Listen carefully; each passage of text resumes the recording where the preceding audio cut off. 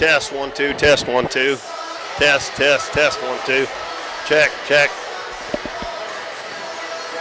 Hey everybody, this is Dalton Pennington for Current River Broadcasting.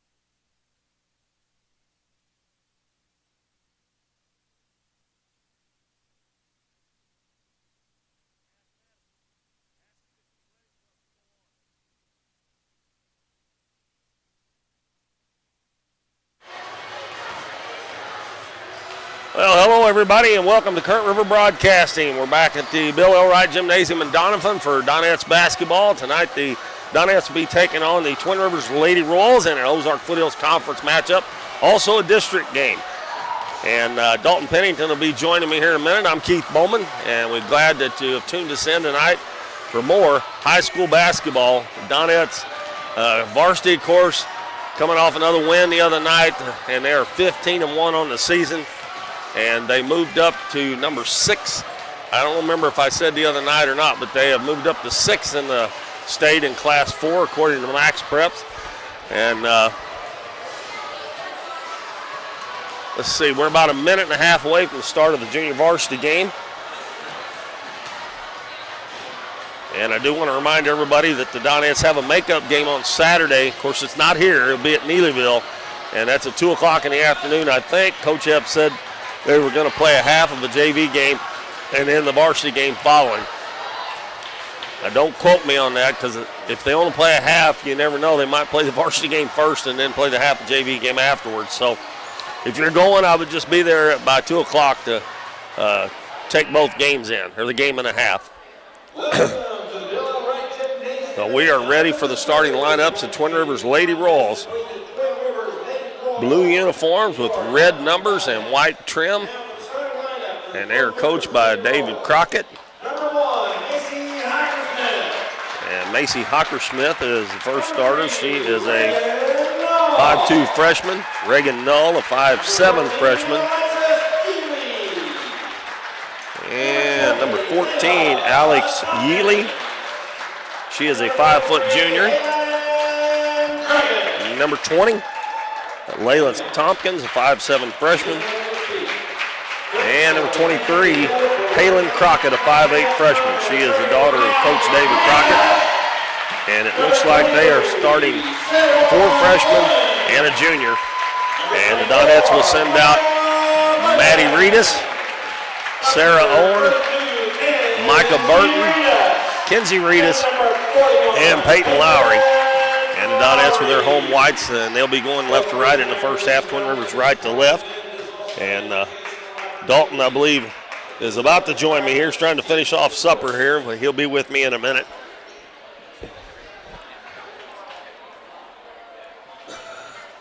I'll get my computer screen, TV screen up here. Dalton, you can scoot over some more if you need to. All right, here we go. All right, it'll be Kenzie Reedus jumping against Palin Crockett.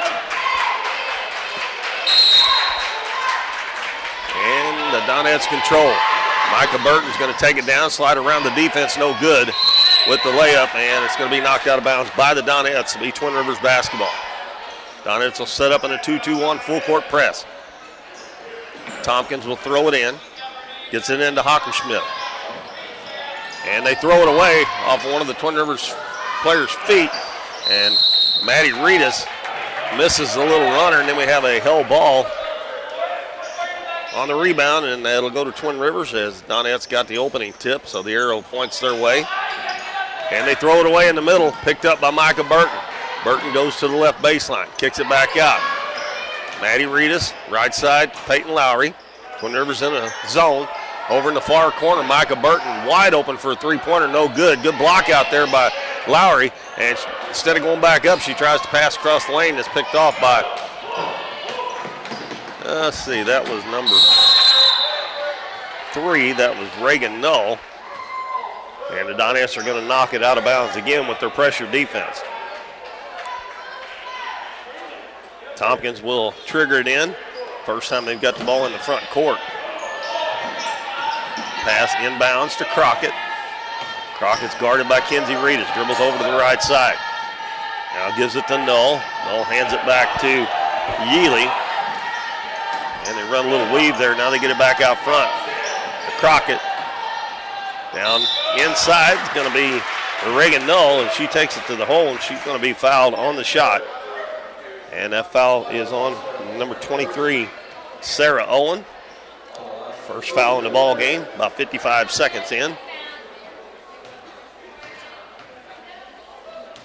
And Null looking to put Twin Rivers on top, and she does. First free throw, first point of the game. I'm not positive, but I think this is Coach Jeff Null. I believe so, yeah. Daughter, the Three Rivers Lady Raider softball coach. Second one is long. Sarah Owen pulls down the rebound. Gives it to Maddie Reedus. Reedus comes up the court, gives it down low to Kenzie. Kenzie's going to turn, use the glass, and put it in. And they throw it away again. And Burton's in the back, gets the pickoff there. Takes it down, little runner up too hard.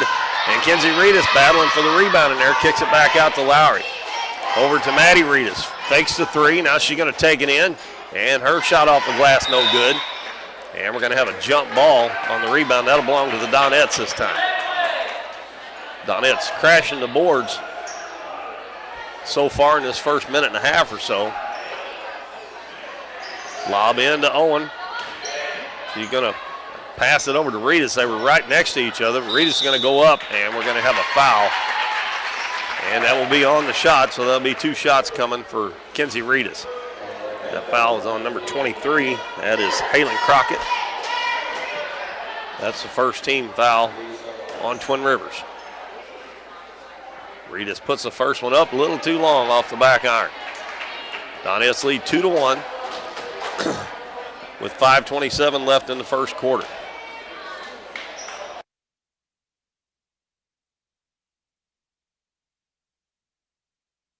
Yealy inbounds it. Now up to Hockerschmidt. Hockerschmidt will get it across the half line. Now down low, and a nice drive there by Null, and she puts it in. And ties the game at 3.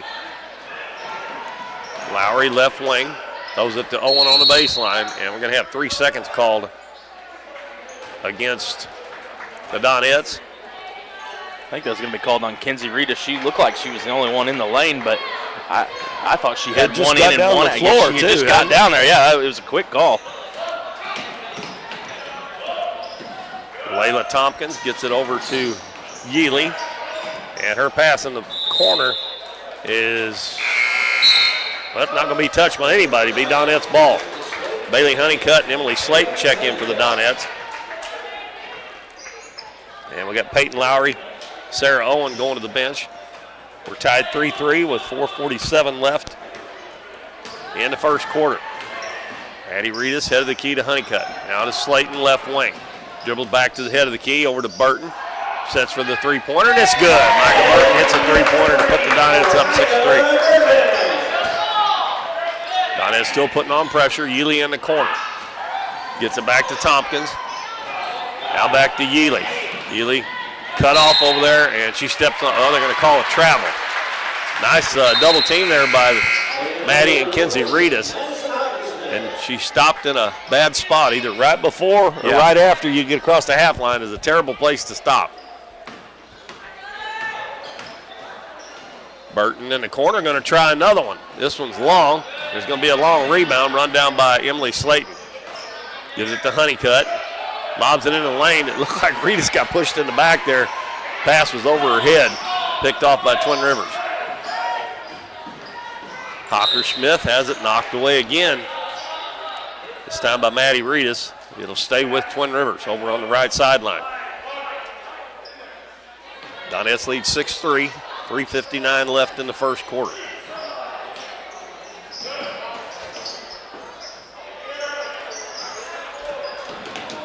Layla Tompkins has the basketball. Cross-court pass, and Slayton knocks it away, tips it back to Kenzie Reedus. Give it over to Maddie Reedus. Reedus dribbles down to the left wing, cross-court to Burton. Burton's going to dribble baseline. Put it up, and no good, but she's going to be fouled. And she'll get a couple of free throws. That foul's on Crockett. That's her second, I believe. Yeah. She has the two personal fouls. Number 32, Annie Middlestat, is getting ready to check in after this first free throw by Burton, who knocks it down. And she'll replace Crockett, who goes to the bench with those two personal fouls.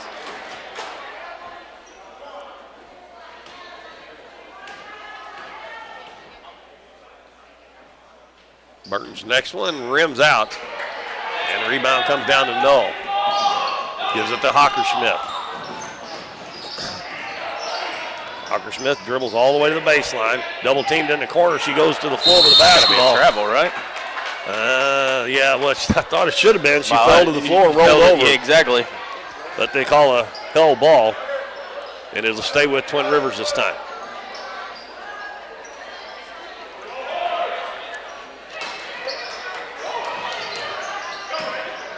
Null at the free throw line.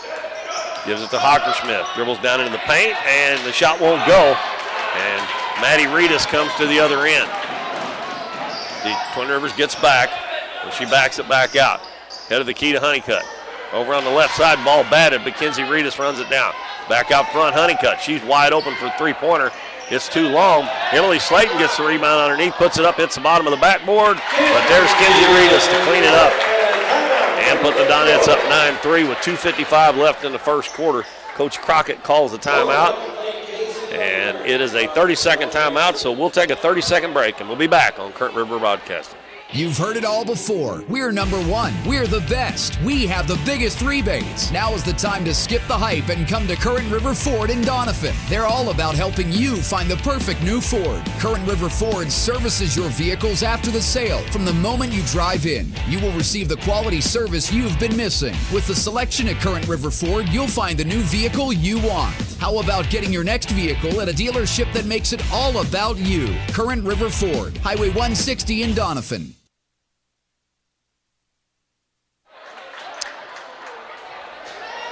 Welcome back after a quick timeout by Twin Rivers. Coach Dave Crockett. Donettes lead 9-3 with 2:55 left first quarter. If you're just joining us, it's Keith Bowman and Dalton Pennington here to bring you the play-by-play tonight. Two games. Donettes playing Twin Rivers. Of course, the varsity game is an OFC game and a district game as well. Twin Rivers is in the same district as the Donettes. Micah Burton knocks it away. Tompkins goes to the floor to get it. And she gets it over, let's see, number 12 in the game, Madison Hocker-Smith, 5-foot junior, just checked in during that timeout. And the Donettes with another steal. And Emily Slayton's got a run out and goes down and lays it in. Maddie Reedus with another assist. Donettes apply the full court pressure. Tompkins gives the ball to Macy Hocker-Smith. Back to Tompkins, and she'll dribble it across the half line. Bounces right wing, and that goes right through the hands of Madison Hockersmith. And the Donettes got another run out. If they can get the ball down there, they get it to Ritas, and she puts it in. This time, it was Micah Burton with the assist. And we got substitutions coming in now. Number 34, McKenna Russell, a 5'4" freshman, checks in for Twin Rivers. And Peyton Lowry comes in for Micah Burton for the Donettes.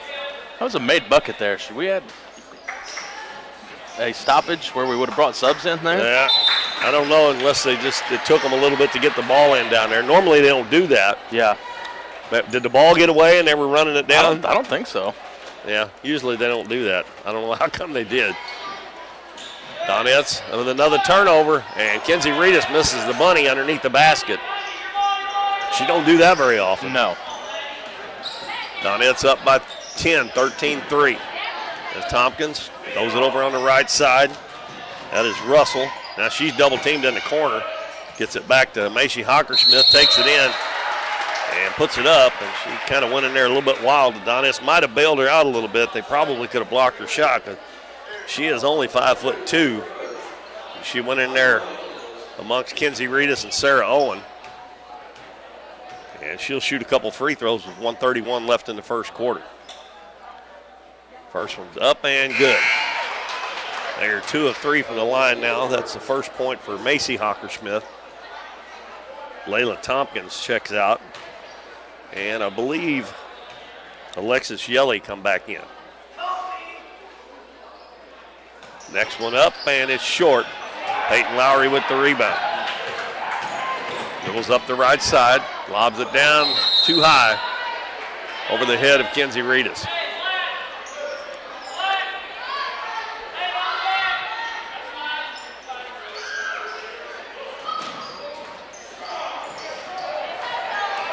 Hockersmith, Peyton Lowry takes a spill. Hockersmith hands it behind her. The ball knocked away by Maddie Ritas. And she's going to touch it, I think, while she was laying on the floor on the out-of-bounds line. It'll stay with Twin Rivers. Donettes up by 9. Another substitution. Brianna Williams, a 5'9" freshman. Coach Crockett has a bunch of freshmen. Let's see, 1, 2, 3, 4, 5, 6, 7, 8 freshmen. And some of those girls are going to play on the varsity as well. And another steal, this time by Emily Slayton. As Russell dribbled it right out in front of her, she just took it away. Lowry open for 3. It's good. Peyton Lowry with a three-pointer. Inbounds pass comes to Hockersmith. Throws it up the floor, too far, picked up again by the Donettes. Maddie Ritas takes it down, is going to shoot it, and it won't go. Ball tipped around, and Williams comes out of there with it, and Sarah Owen takes it away from her, but they're going to call a jump ball. That's pretty quick, too. That was quick, yeah. Now Madison Hockersmith back in the game, replacing McKenna Russell. Maddie Ritas inbound. Sarah Owen wide open, lays it up and in. The Rivers didn't do a very good job of switching on that screen. As a matter of fact, they didn't switch. And we got a reach-in foul on the back court on Peyton Lowry. That'll be the third team foul on the Donettes. First foul on Peyton.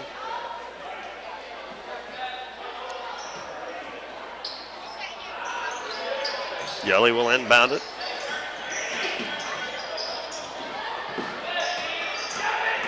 Gets it back on the handoff.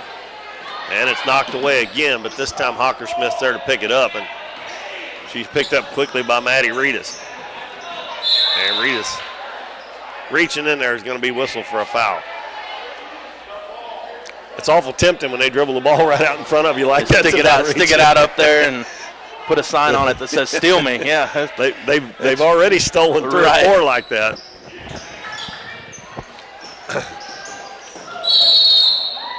And we got a foul on the inbounds. Well, and that's unfortunate because that's going to be on Maddie Ritas, but it looked like they just got their feet tied up together. They're going to call her for a push, but when she came off that screen, she stepped in between Maddie's legs and about fell down. I think she got a cheap one there. Well, most likely she's only going to play 2 quarters anyway, right. so yeah, Coach probably won't. They only got 17 seconds left in this first quarter after another turnover by Twin Rivers. So she won't be really, even if she gets her third one here, it won't hurt all that much, but I Right. don't think she will. They'll probably try to go for the last shot. We're down to 10 seconds and a 14-point lead. Reedus over to Slayton in the corner. Lowry sets for another three. Bounces around, no good. Ball loose on the floor. And the buzzer sounds before we get the Pell ball. And a pretty good first quarter by the Donettes. They lead at 18-4 over the Twin Rivers Lady Royals in the junior varsity game here at Doniphan. We'll be back in 1 minute. Stay with us. We see the potential of her and him and you, of where you're from and what you can accomplish. Because when you set your mind to it, there's nothing you can't do. But reaching your potential isn't just about achieving your goals. It's about helping others, supporting your neighbors, building your community, and investing in people that make a difference. Like her, and him, and you. Because when you're from here, that's just what you do. And from here, we can do anything.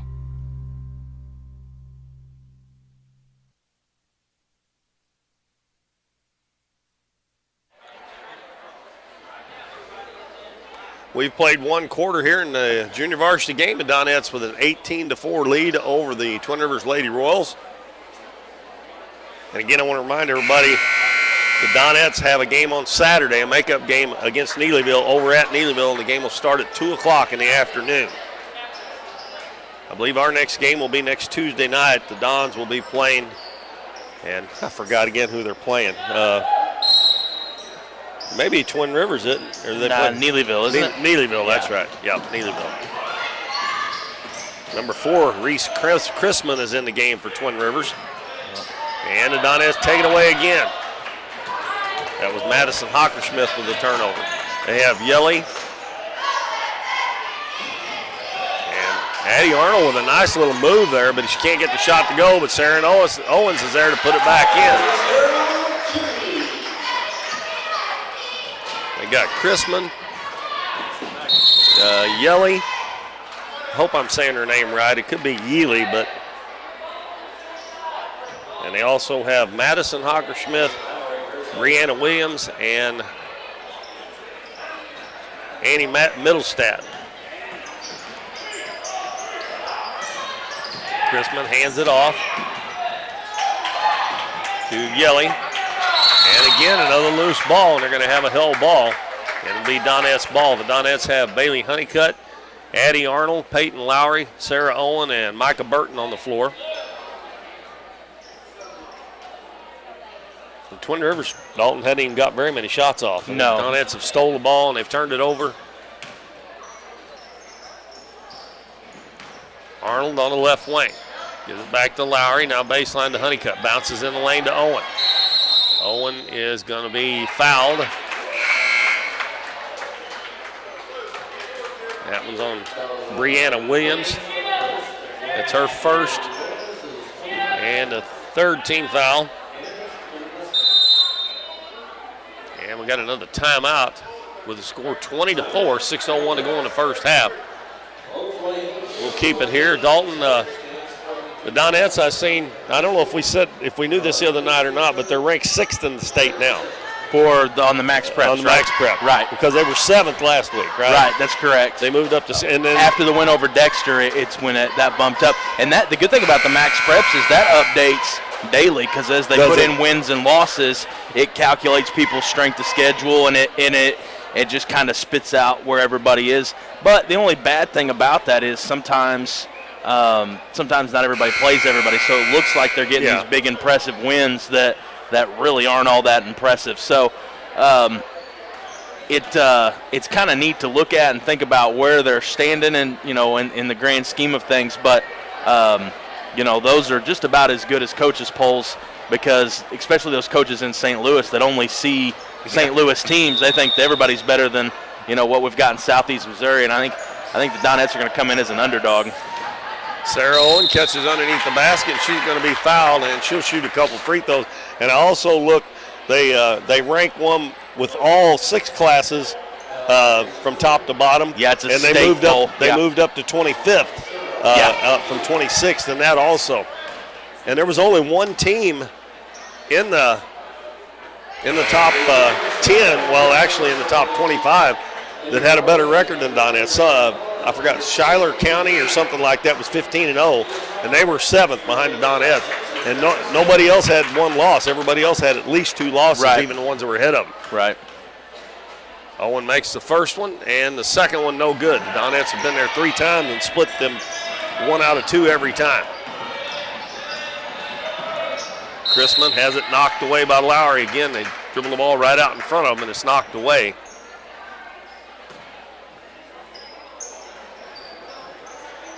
It'll stay with Twin Rivers. Chrisman will get it across the half line. And she accidental trip there on Addie Arnold.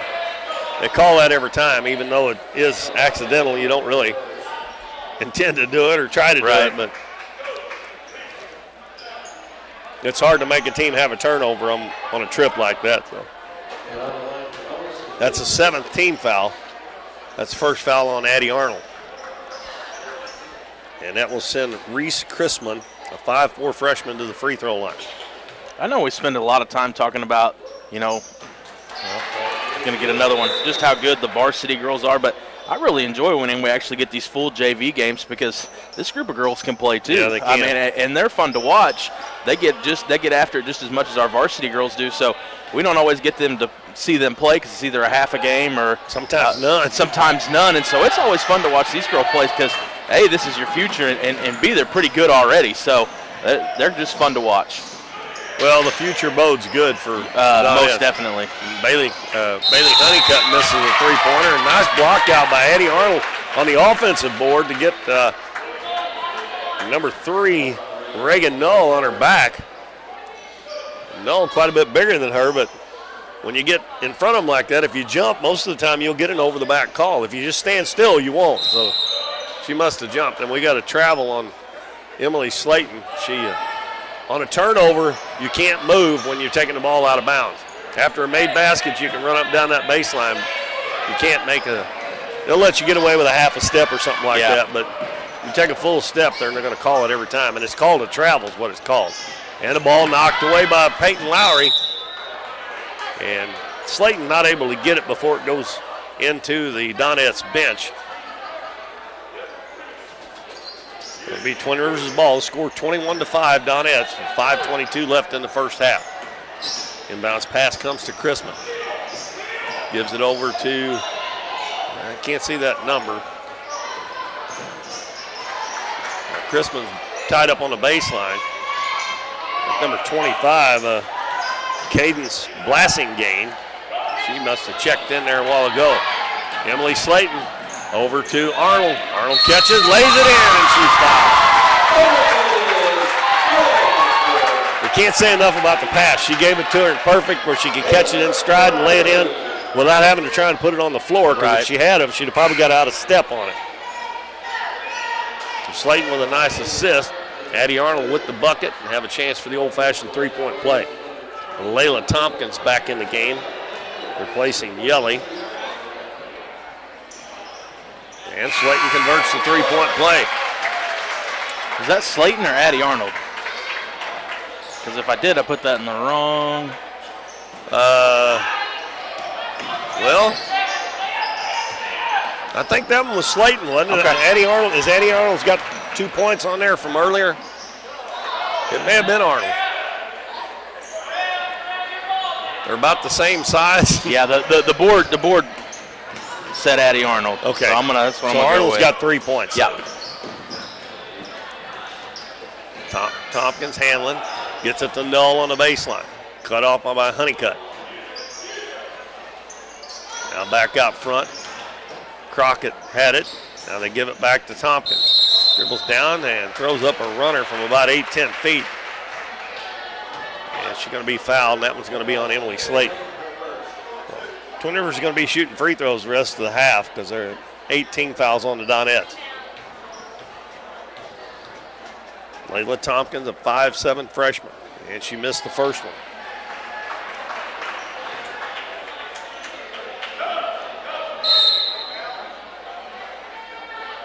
Now McKenna Russell back in the game. She replaces Cadence Blassingame.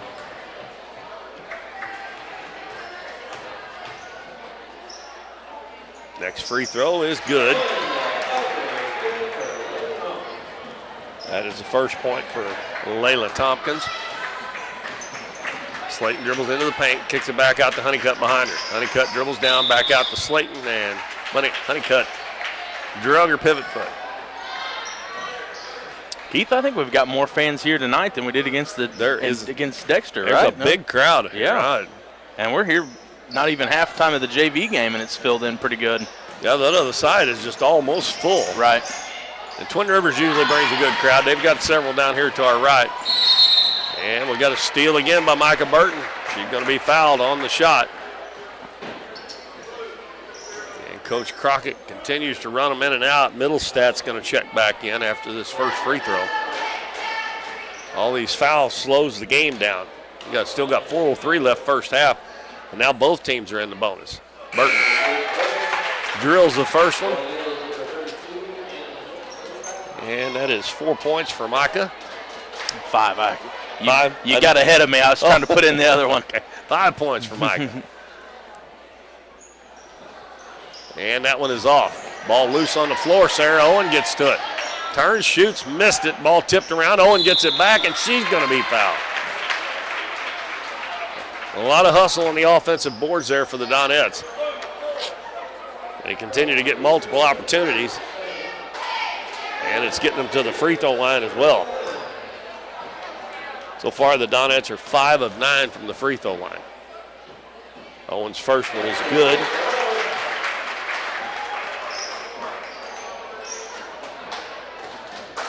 She's got 6 points now. And now 7. And the lead has ballooned to 21 points for the Donettes. Inbounds pass comes to Chrisman. Throws it back behind her to Tompkins. Twin Rivers a long way away from half court. And the ball is going to be stolen again. And Slayton's going to take it in. Out in front, missed it. Sarah Owen gets the rebound and puts it back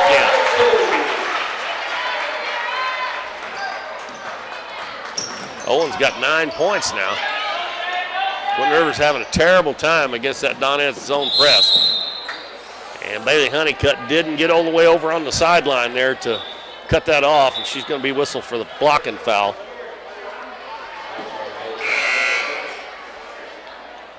Alexis Yealy back in. Yealy, Yelly, I may say it different every time. Huh? Yeah. How'd they tell you to say it, Kent? Yealy? I don't know. Free throw, no good. That was Layla Tompkins. Micah Burton going to take it down, kick it out in the corner to Arnold. She's open from just inside the three-point line. It's no good. The ball picked up off the floor by Yealy. Yealy's got it head of the key, fakes the shot. Now out on the wing to Null, and her shot no good. And the rebound by Emily Slayton. She dribbles right up the middle, is going to take it all the way, and they're going to call a charge. Looked like she was sliding in there a little. I think sometimes referees just like to call that charge. You know, they put a little extra oomph into it. Yeah. So Slayton picks up her second foul. Chrisman gives it off to Yealy. She just floats a lob pass up the floor. Twin Rivers saves it, but they save it to Sarah Owen. Now Micah Burton coming up the middle of the floor. Going to take it down. Her little runner out in front's good. That's 7 for Micah Burton now. And the Donettes up by 25. This time they get it in the middle of the floor. And Tompkins is going to bring it down to the left wing. Back out front to Yealy. Now over on the right side to Chrisman. Chrisman cross court, wide open. Tompkins, three-pointer, no good. Ball bounces all the way out to the head of the key, picked up by Addie Arnold. Arnold stops, gives it to Burton. In the corner, Slayton shoots a three. It's long. Ball tipped around, picked up by Reagan Null for Twin Rivers.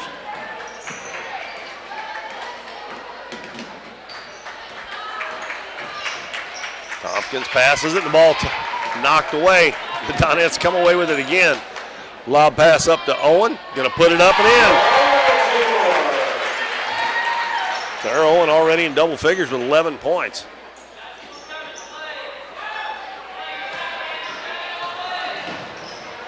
Well, they're right-handed, ain't they? They go to that right side almost every time. When Owen went for the steal, didn't get it. And number 32, Annie Middlestat, is going to score for Twin Rivers to give them 8 points.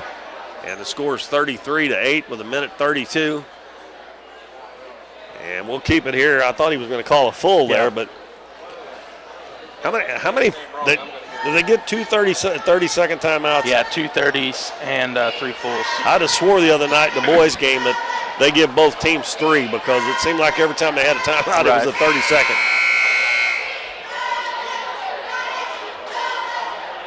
As Dalton said, there's a nice crowd here.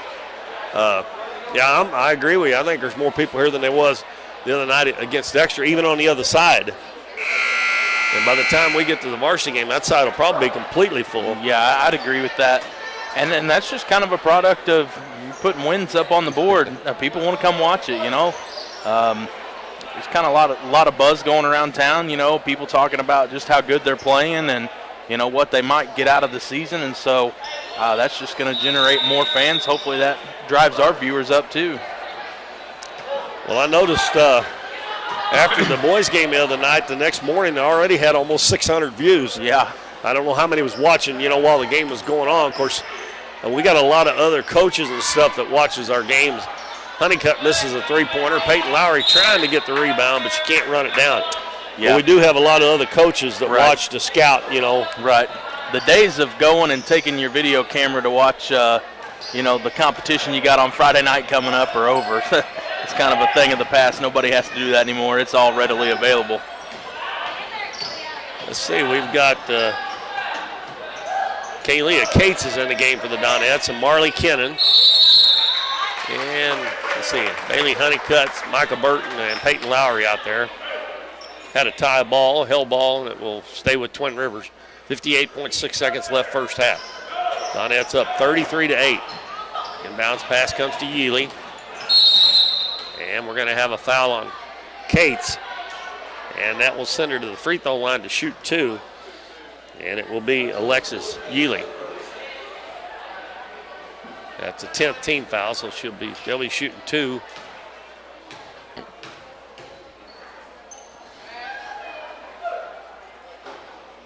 And the first one's no good.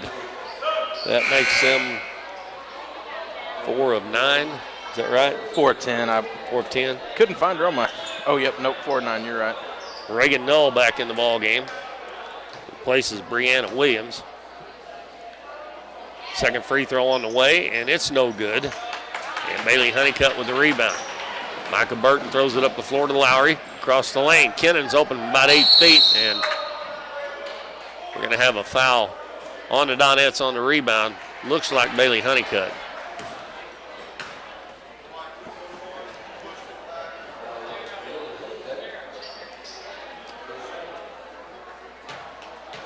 That's 2 fouls on Bailey. And this time it will be Reese Chrisman at the free throw line. She'll be shooting 2. First one, no good. They've had a chance to get a few points on the free throw line, hadn't been able to do it. Honeycutt goes to the bench with those 2 personal fouls.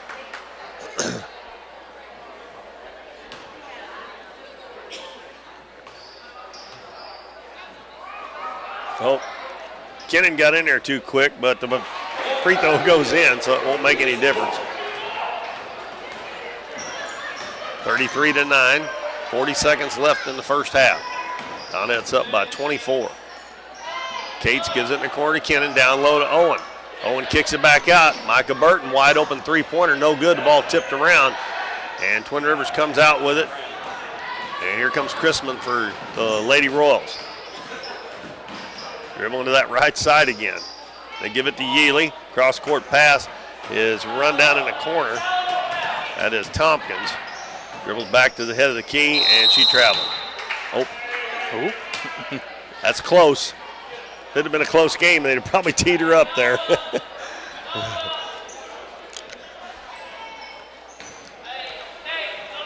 My grandson's 11. He plays on a traveling basketball team. Right. He walked.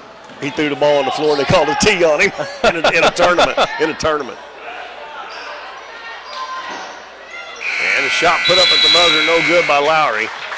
Good first half for the Donettes. They get 33 on the board, hold Twin Rivers to 9. And that's our halftime score, 33-9 in favor of the Donettes. And Dalton going to run down the scoring for you for the first half. Looking over at Twin Rivers, they're going to be led in scoring by Reagan Knoll. She's going to have 3 points. Macy Hockersmith with 1, Reese Krisman with 1, Layla Tompkins with 1, and Annie Middlestat with 2. And looking at the Donettes, got several more girls in the scoring column.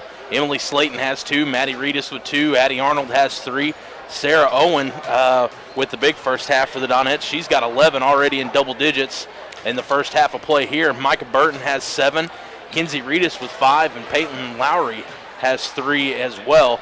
And like he said, the Donettes lead right now by a score of 33-9, and that's how it happened.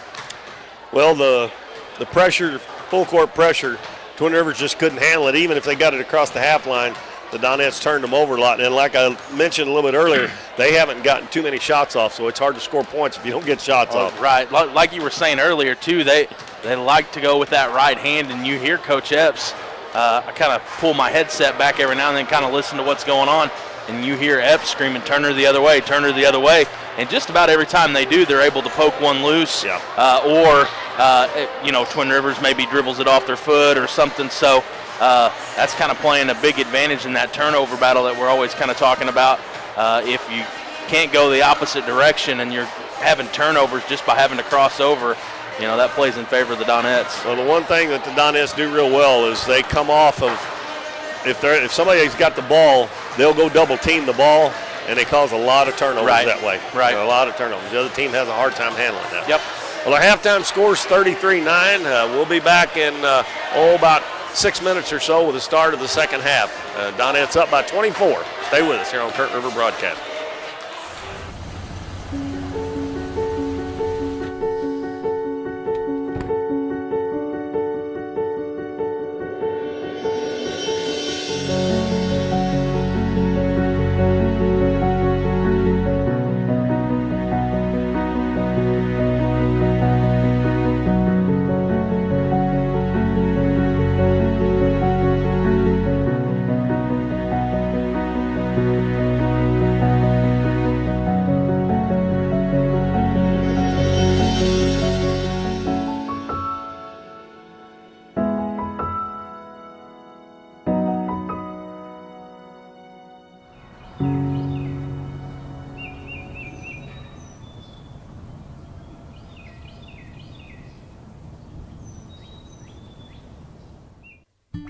We see the potential of her and him and you, of where you're from and what you can accomplish.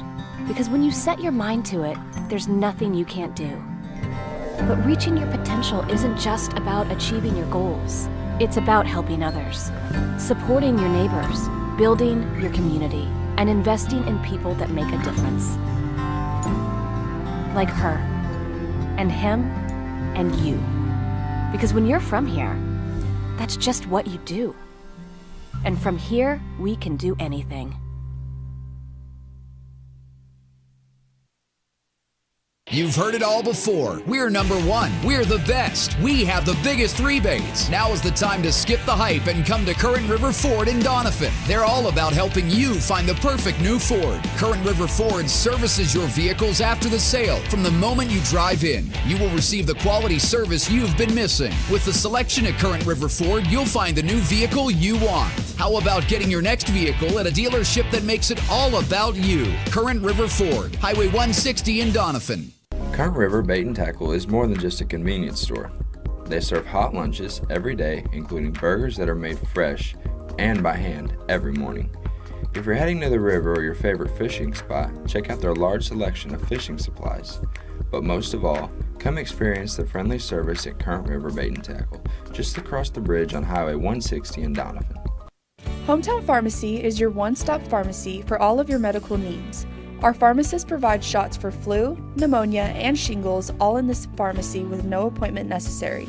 Refills can be requested online or through our app, and delivery is available if you live within the city limits. Transferring prescriptions is easy, so come by or give us a call, and our friendly staff will take care of everything. Come experience the difference a hometown pharmacy can make on LaRue Street in Doniphan. At Mathis Timber, our goal is to provide our landowners with the greatest possible financial return on their timber lands, while not damaging young timber or leaving your property in a mess. We have served Ripley County and the surrounding areas since 1939. We will buy your timber on lump sum total or percentage. We have several references upon request. Contact Craig Mathis at 573-429-0996 and see how Mathis Timber can assist you with all your timber harvesting needs. I'm Russell French, and for value and friendly professional service, give us a call at 573-996-5001. Whether you're insuring your home, auto, farm, or business, give us a call at 573-996-5001.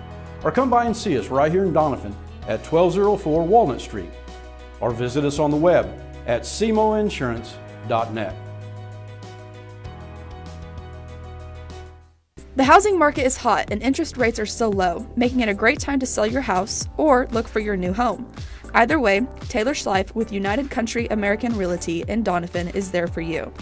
Check out her listings online and be assured that Taylor will be with you every step of the way, making the process easier and more enjoyable for you. Come see her at their office in Oak Tree Village or schedule an appointment by calling 996-6786. Taylor Schleif and United Country American Realty, coming soon to a closing near you. Davis True Value is proud to sponsor the Dons and Donettes for another exciting ball season. Just like the Dons and Donettes, Davis True Value knows hard work wins the game. They are your selection, service, and savings destination hardware store, serving the area with paint, plumbing, electrical, lawn and garden, and housewares. Your local True Value hardware with so much more. From window repair to chainsaw sharpening, we are the store of first choice. Behind every project is a True Value. We're for road trips. We're for hitting up Arthur Bryant's for lunch and making it to Lambert's for dinner. We're for drop tops, T-tops, classics, cruisers, steel horses, and real horses. Have you ever hit a deer? Yep, we're for you too. We're for getting stuck in traffic and 6-lane freeways that aren't so free. We're for Missouri license plates. No, medals of pride. Like us, no two roads are alike, but we're all connected. We are Missouri Farm Bureau Insurance, and if you're a Missouri driver, we're for you. I am Doug Green, your Missouri Farm Bureau Insurance Agent, and if you're in Ripley County, I've got you covered.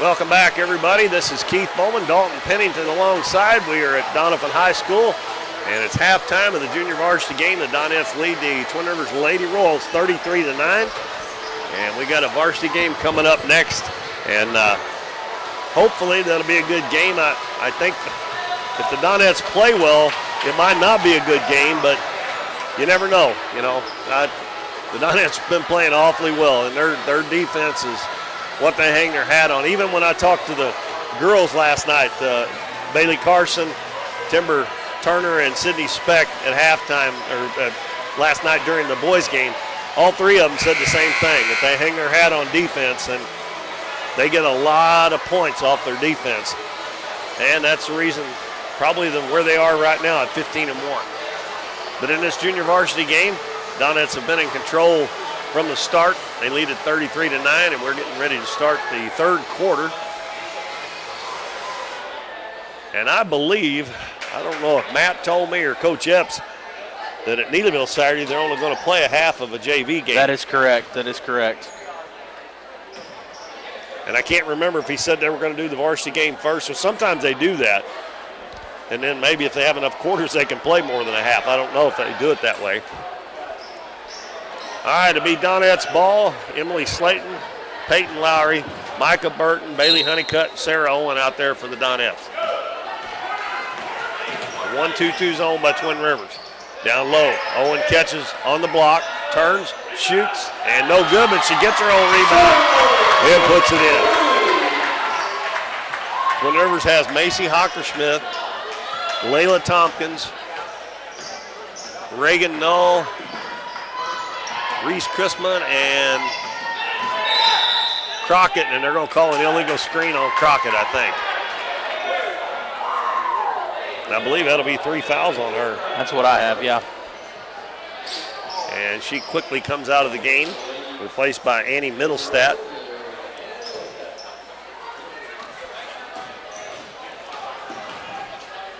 Bailey Honeycutt, left corner. Burton, they leave her wide open, and she makes them pay at 3-pointers. That puts Micah in double figures with 10 points. And they left her wide open. And Sarah Owen is going to be called for a little touch foul.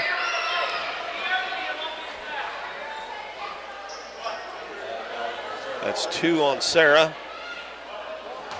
Well, looking down at the Donettes bench, it looks like Maddie Reedus and Kinsey Reedus have their warm-ups on, so it looks like they're going to be done for the night. But with this big of a lead, that makes sense. And a shot put up by Null from the free throw line is good for the Lady Royals. Most of the time, Epps hasn't played the first and the third quarters, but it looks like he's just going to hold them at the end of one and be done. Well, I guess if it gets close enough again, he can always have to take those warm-ups off. That's very true. Honeycutt, left corner, bounces into Owen. Turns over that left shoulder, double team, puts it up anyway. No good, and the ball picked up off the floor by Tompkins. And the Lady Royals head the other way. Chrisman up the floor. Hockersmith back to Chrisman. She lost it, but it's picked up in the corner by Tompkins. Now to Null. Null's going to put it on the floor. Hand it to Hockersmith. She missed that one, an air ball. Saved in bounds, but she saved it in to Micah Burton. Up the floor to Lowry. Up the floor, and she went to the wrong side. Got to be a travel, right? Okay. If she'd have come over to this side to Slayton, then Slayton probably could have given it to Owen for a layup, but the Donettes do get it back anyway. And Alexis Yealy coming back in for Twin Rivers. And she replaces Macy Hockersmith. It'll be Donettes ball underneath their own basket. 38-11, 5:21 to go third quarter. Donettes up by 27. Donettes keep it going. We might have a running clock in the fourth quarter. Slayton over to Burton. Burton in the lane. Nice catch by Owen. Turns over that left shoulder, puts it up and scores. One thing I like about the Doniphan big girls, all of them, even Sarah Owen, the freshman, they can turn left or right either way when they catch that ball down on the block. Pass in the lane, knocked away by Owen. That's picked up out there by Emily Slayton. Gives it to Peyton Lowry. Lowry quickly up the right side. Now cuts back into the center of the floor, gives it to Emily Slayton. Slayton dribbles down, kicked it in to Sarah Owen again. And this time she goes to the baseline and puts it up and fouled. That one's going to be on Annie Middlestat. That'll be a 2-shot foul. You know, that should be the second team foul on them because they called an illegal screen down here earlier. Yeah, I have on Halen Crockett is the other one that I have for the second half. They only got one up on the board. Owen makes the first free throw. Owen's on pace to have a pretty good night. She's at 14 points already. Got 2 in double figures. Owen with 14, Burton with 12. Let's see, we have somebody else come in. I missed who it was.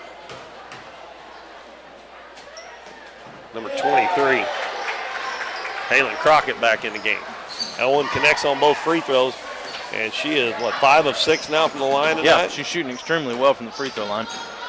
Actually, that makes the team percentage pretty good, too, 9 out of 13. Nice pass, and the shot is missed by Null. That was a really good pass across the lane there. Lowry. Oh, he throws it in the corner. There's nobody there. I think that was having a little bit of that peripheral vision. Caught Jeff Anglin, the referee, coming down the sideline there. Thought she had another man over there. We got Lily Patrick coming in along with Addie Arnold. And Burton and Owen will check out. The 31-point lead with 4:20 left in the third quarter. The Donettes up. Tompkins throws it off of Nell's leg, and that's going to be a back court. And it'll be Donettes' ball. Coach Crockett just shuffling them in and out. He brings Macy Hockersmith back in for Tompkins.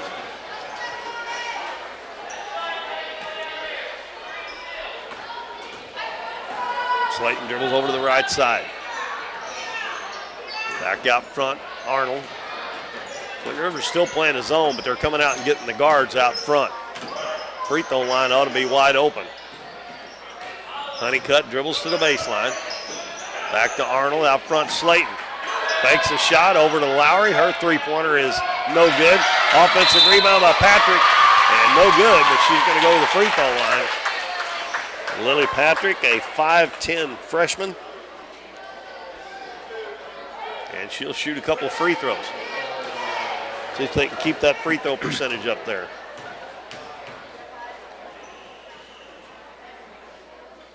And that one's a little short.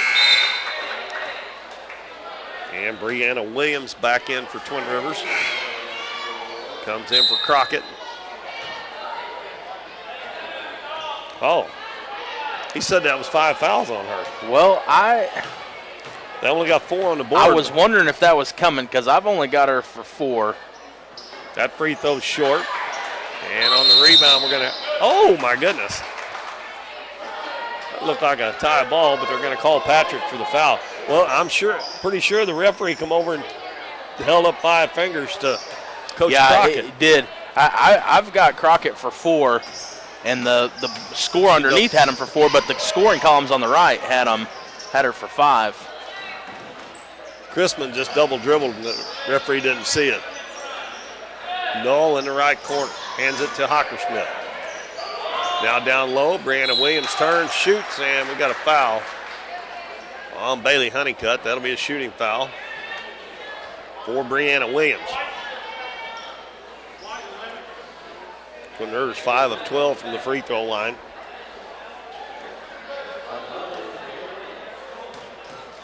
So that means they only have a couple or 3 field goals is all they have then. Madison Hockersmith back in the game. Williams misses both, but they get the offensive rebound. Chrisman drives underneath the basket, bounces it out. No, had the shot, didn't take it. Quickly picked up by Lowry out front. Macy Hockersmith hands it to Chrisman. Out front to Maddie Hockersmith, Madison. And now the ball knocked away by Addie Arnold. And Twin Rivers comes away from behind and knocks it away, but it's going to be out of bounds. As we have Sarah Owen, Macy Manus, Marley Kennan, and who did I miss? Micah Burton back in the game for the Donettes. Peyton Lowry's the only one that stays in there. Also back in for Twin Rivers, McKenna Russell. Ball down low to Owen. She's going to turn, go up, and she's going to be tied up. She brought that ball right up into the hands of Brianna Williams. And this time the arrow favors the Lady Royals. Neither team scored here for a couple of minutes. It's still 42-11 Donettes with 2:40 left in the third quarter. Hockersmith gives the ball to Chrisman, knocked away by Burton. And Burton's going to get it in the back court. Cross court to Kennan, and she can't quite handle the pass.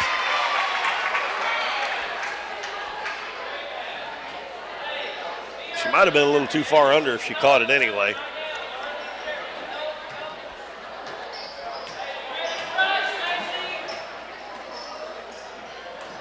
Hockersmith dribbles in the ball, kicked out to Chrisman. Chrisman looking underneath. Nobody open, and she tries to force it in there anyway to Williams, and it's knocked out of bounds by Sarah Owen. So the ball will be Twin Rivers' ball underneath their own basket. Reese Chrisman will throw it in. Underneath the basket.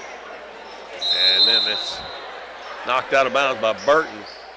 But Russell was trying to throw it over to her teammate there, and Micah Burton was right in between them. Ball inbounded out front to Russell. Gives it to Hockersmith in the corner. Three-pointer by Chrisman, way overshot. Addie Arnold gets the rebound. Or excuse me, Macy Manus, and they're going to call her for a double dribble. Reagan Null back in for Brianna Williams.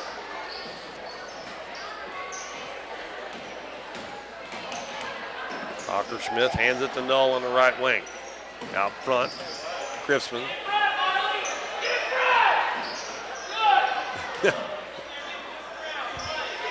Null at the head of the key.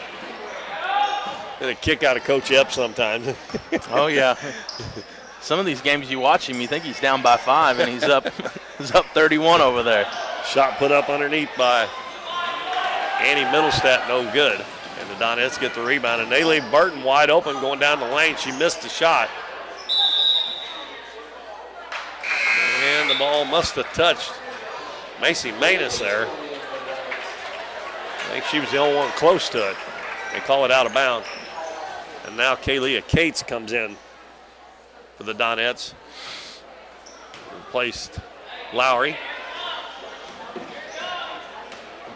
Hockersmith goes over to Chrisman. Chrisman picks it up in the corner in a bad spot. And we got a timeout called by Coach Crockett with 1:14 to go in the third quarter. The Donettes lead 42-11 in this junior varsity game. We'll take a 30-second break, and we'll be back after this message. Hometown Pharmacy is your one-stop pharmacy for all of your medical needs. Our pharmacists provide shots for flu, pneumonia, and shingles all in this pharmacy with no appointment necessary. Refills can be requested online or through our app, and delivery is available if you live within the city limits. Transferring prescriptions is easy, so come by or give us a call, and our friendly staff will take care of everything. Come experience the difference a hometown pharmacy can make on LaRue Street in Doniphan.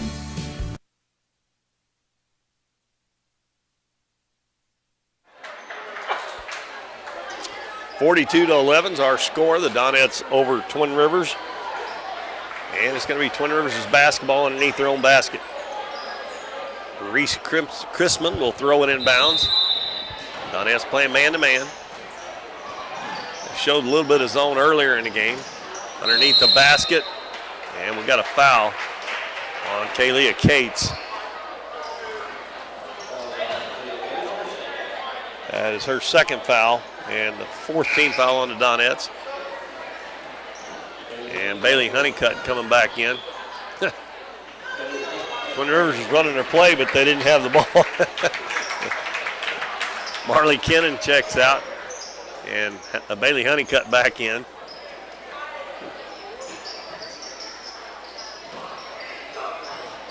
Underneath, wide open and missing the shot is Middlestat. And Twin Rivers gets a rebound and another foul. It's on Kaylia Cates, too, there. That's 2 in a hurry there, and she's got 3 now. And that's going to send Chrisman to the free throw line. Chrisman is 2 of 3 from the free throw line.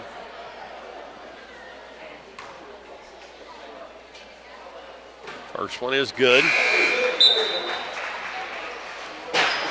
And Cates is going to go out with those 3 fouls.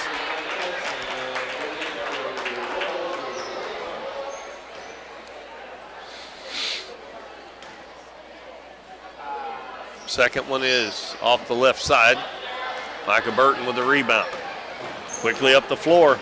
Takes it all the way down, lays it up, partially blocked. She got the rebound back, goes up with it, and scores. And now that's 14 for Micah Burton.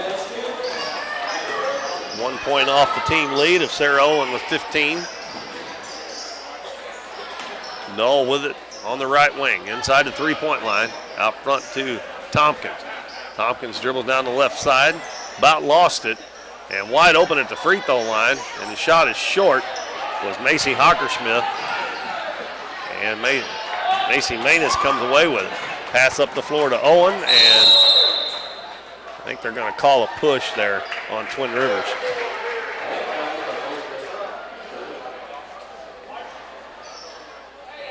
They call that one on Chrisman. That's her third and fourth team foul, so the Donettes will inbound. Lob into Owen right out in front of the basket. Dribbles one time, up off the glass and in. So that puts her 3 points back ahead of Burton after Burton got within one for the team lead. Hockersmith hands it off to Tompkins, gets it right back on the right wing. Back out front to Tompkins. Puts it on the floor. Dribbles right into a teammate. Now Hockersmith hands it to Null. Null back out front, now left side, and the clock runs out the end of third quarter. It caught me off guard too. I didn't realize we were that close. So it's a 34-point lead for the Donettes as we head to the fourth quarter, 46-12. We'll be back on Current River Broadcasting in 1 minute. I'm Russell French, and for value and friendly professional service, give us a call at 573-996-5001.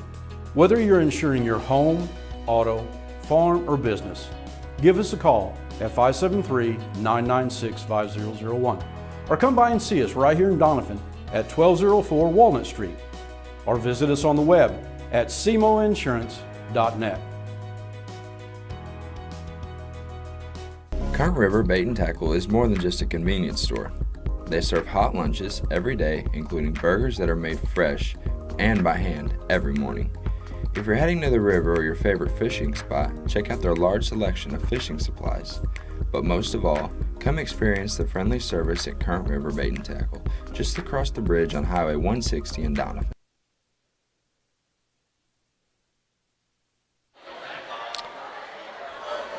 Well, we'll have the mercy rule in effect as long as the Donettes can keep that lead up to 30 points. Right now they lead by 34 here in the junior varsity game.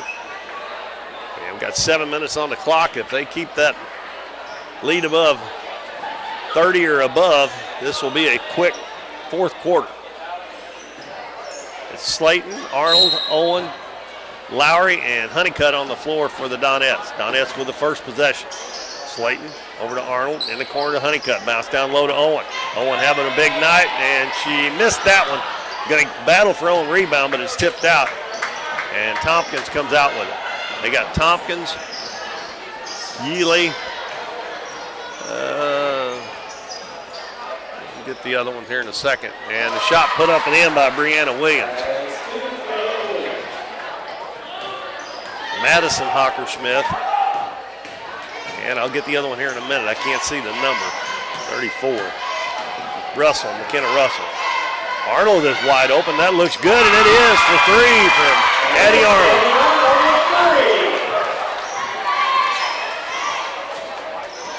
(49 to 14 Donettes.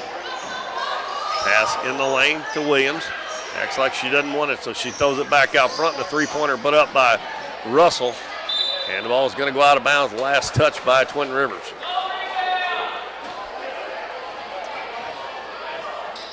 That clock continues to run. Already down to 5:45 left in the ball game. Owen at the free throw line. Out to Honeycutt. Wide open three on the way, and that's off the back of the rim. And we're going to have, jump ball there. Thought that might be a foul on Lowry. It will be Twin Rivers' basketball.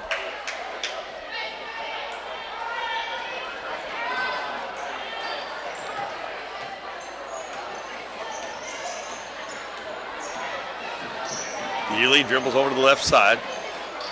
Hands it to Madison Hockersmith. Back to Yealy. Back to Hockersmith, back to Yealy. She's going to shoot a three. It's off the back of the rim. Ball bounces on the floor.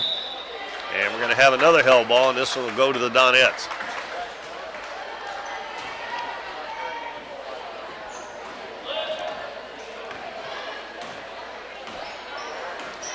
Twin Rivers is back in their zone again.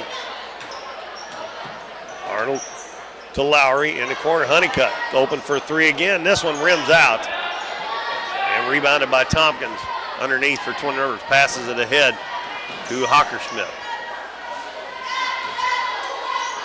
Cross-court pass intercepted by Addie Arnold. Boy, she got fouled there. that was one of them she about got clotheslined on, but they didn't call it. So they give the ball back to Twin Rivers. We've got Cates and Manus coming back in for the Donettes. Lowry and Slayton will check out.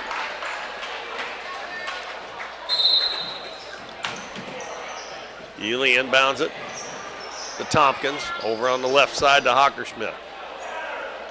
She gives it to Russell. Now at the free throw line to Williams. Out to Russell for another three-pointer, and it's good. McKenna Russell. 49-17 Donettes. 3 minutes, 45 seconds left in our ball game. Cates has it knocked away, but Owen picks it up, kicks it out in the corner. Cates. And now another tie ball. And it'll go back to Twin Rivers. Game getting a little bit sloppy here towards the end. Marley Kennan back in for Sarah Owen. Owen's going to check out with 17 points in the game.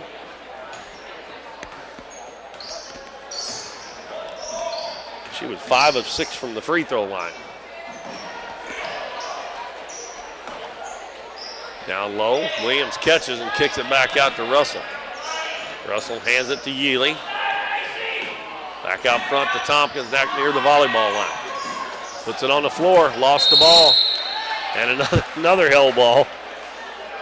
And the arrow is pointing towards the white team, the Donettes.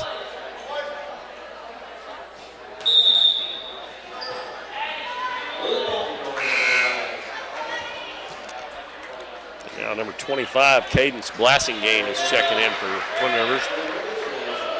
5'2" freshman. And number 13, Elizabeth Meyers, a 5'6" junior coming in.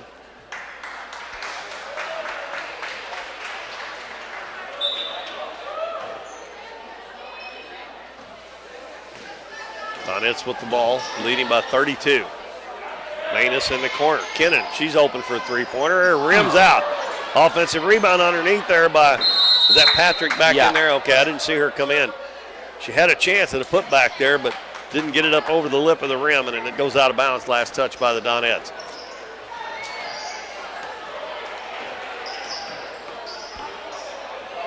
As soon as this game ends, Dalton will run down the scoring, and we'll take a short break, and then we'll come back and get ready for the varsity game. Russell over on the left side. Throws it out front and throws it out of bounds. She was trying to get it to Cadence Blassingame, but pass was nowhere near her.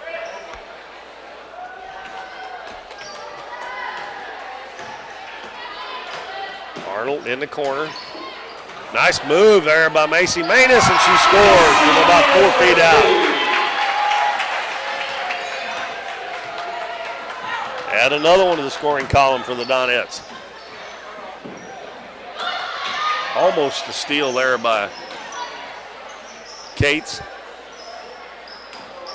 Russell out front with it.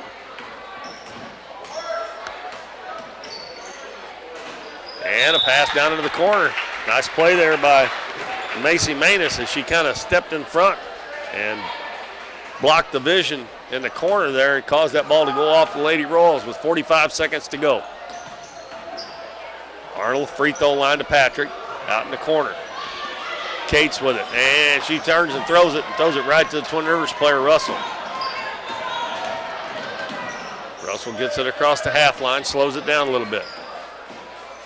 Out front to Meyers.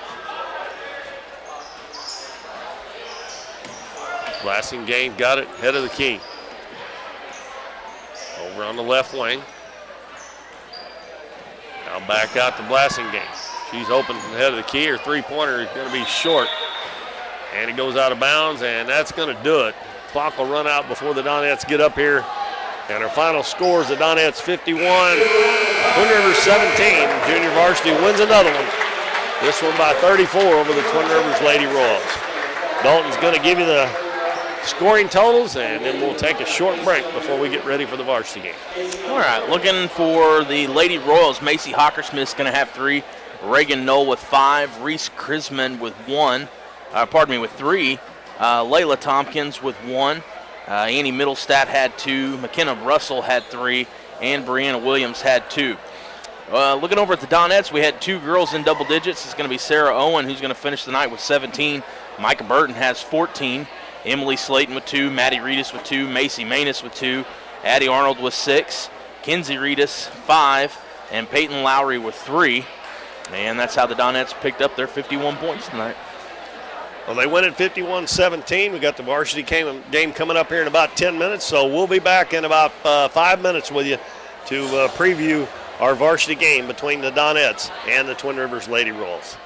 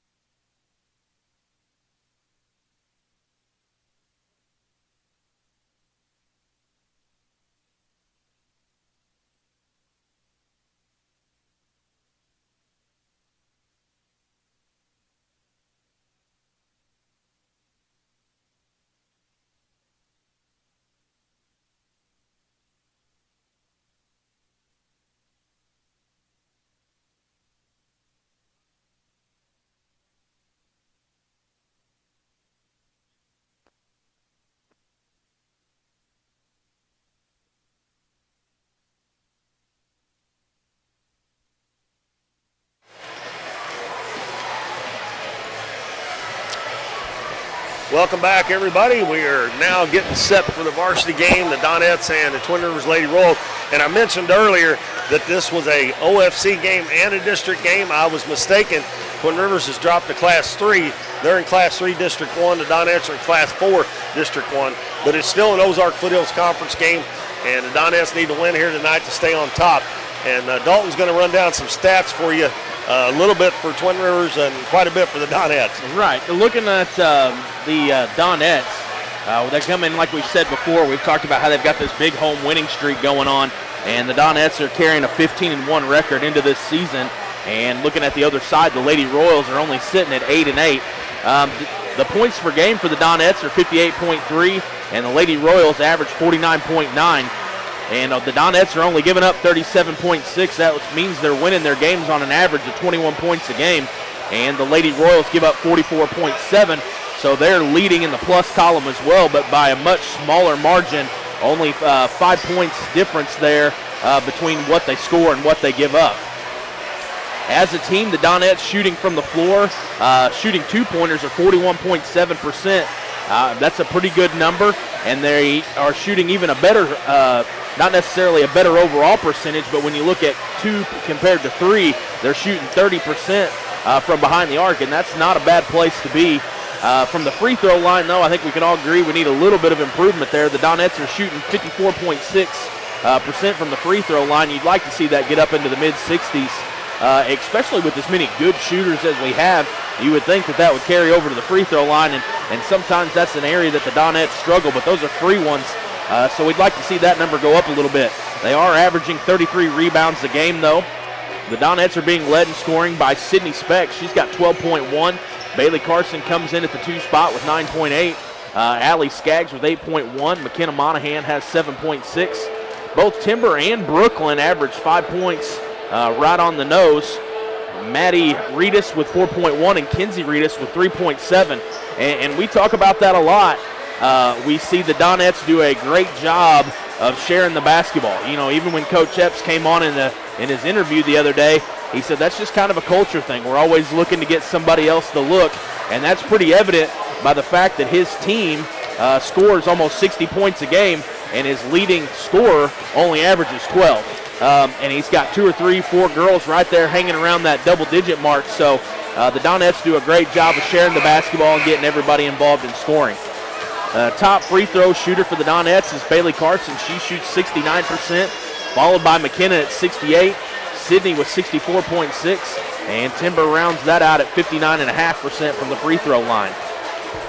During the last 5 games, the Donettes are being led by Sydney Speck and Bailey. We talked about how both of those are kind of the top 2 scorers for the Donettes. Over the last 5 games, they're both averaging 12 points apiece. So once again, kind of goes back to what we were just talking about. They do a great job of sharing the basketball, getting everybody involved. And then you look at McKenna Monahan, who's right there in the conversation, who didn't have a very good night against Dexter. I think she only finished with 2 points. But still yet over the last 5 games, she's scoring on an average of 11 points per game, but that kind of goes back to the big night she had over at Greenville where I think she dropped 21. So the Donettes, like we said, do a great job of sharing it. Bailey's assist-to-turnover ratio is 2.4 versus 2.2, so she's kind of about even in the plus-minus. She kind of breaks even. She doesn't cost you, but she's not leading ahead by a big margin in those assist-to-turnovers. But Bailey, over the last 5 games, is doing a much better job of shooting from the free throw line. We kind of talked about how the Donettes need to do a better job of that, but Bailey shooting 80% at the free throw line over the last 5 games, and McKenna is shooting 55.3% overall. So McKenna doing a great job. 50% of her shots are going in. So it'll be a good matchup tonight. It seems like when these 2 teams always meet, it's kind of like when we play in Naylor or we play in Neelyville. Anytime you play one of those OFC teams, typically you get a good matchup at some point. So expect this to be a good one, even though the Royals are at 8-8 and the Donettes are at 15-1. We are playing at home, and we know how the Donettes like to play at home and how well and how successful they are playing here on their own home court. I mentioned last night when I was talking to all the seniors that they've got a big bullseye on their back right now, too, because they are 15-1, especially with the teams that they play all the time. Right. Everybody's going to want to beat them, so they're going to give it that much more. All right, we're ready for the national anthem. We'll take a 90-second break and be back with the starters. We're for worrying less about the what ifs and more about the why nots. We're for checking off your bucket list and then making a new one. We're for starting a family, a business, a tradition. And if you find yourself starting over, we're here for that too. We're for doing as much as you possibly can on a Saturday and absolutely nothing on a Sunday. We're for building a life in Missouri and going out and living it. And when it comes to making sure everything you build is protected, we're here for you. We are Missouri Farm Bureau Insurance, and we are Missouri for life. I'm Lindsay Turner, your Missouri Farm Bureau insurance agent, and if you're in Ripley County, I've got you covered.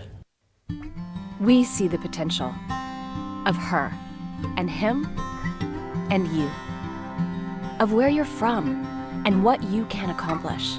Because when you set your mind to it, there's nothing you can't do. But reaching your potential isn't just about achieving your goals. It's about helping others, supporting your neighbors, building your community, and investing in people that make a difference. Like her, and him, and you. Because when you're from here, that's just what you do. And from here, we can do anything.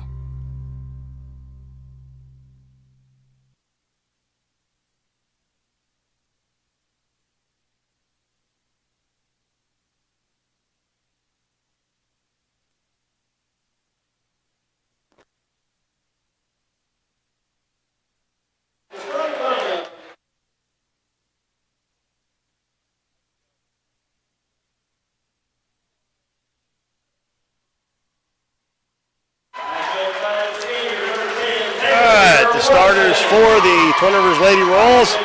Number 4, Reese Crimson. Chris Munn. It's Chris Munn. Number 10, Taylor Watson. Number 15, Brianna South.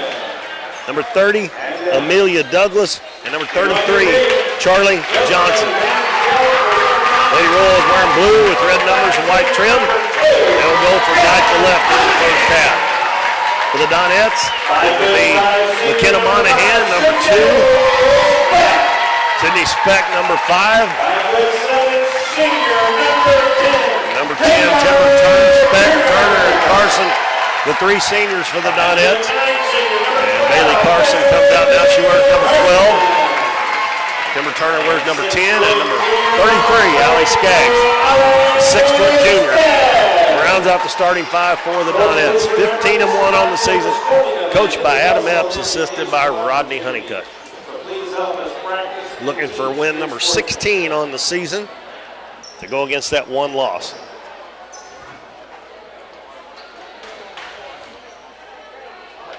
Lady Royals will send Amelia Douglas to the jump circle to jump against, Allie Skaggs. We got 8 minutes on the clock. We're ready to get this varsity game underway here at the Bill L. Wright Gymnasium in front of a big crowd here tonight. And the Donettes control the tip. Douglas. Skaggs tips it back to Bailey Carson. And a 1-2-2 zone by Twin Rivers. Skaggs catches in the paint, kicks it out to Sydney Speck. The three-pointer is short. And a nice block out by South to get the rebound. Gives it to Watson. Watson up in the front court.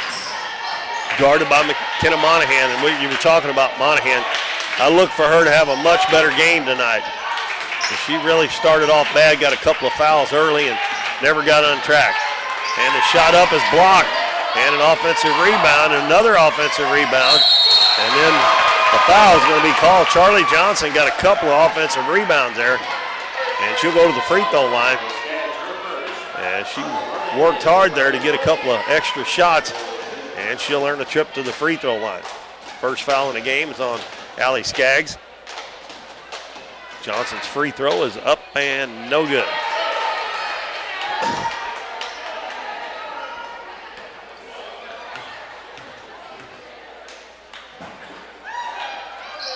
Second one rims out. Johnson, the 5'9" junior. Carson quickly into the front court. Hands it to Turner. In the corner, Monahan. Fakes the three-pointer. Gets a screen from Skaggs. Hands it to Carson. Now over to Speck.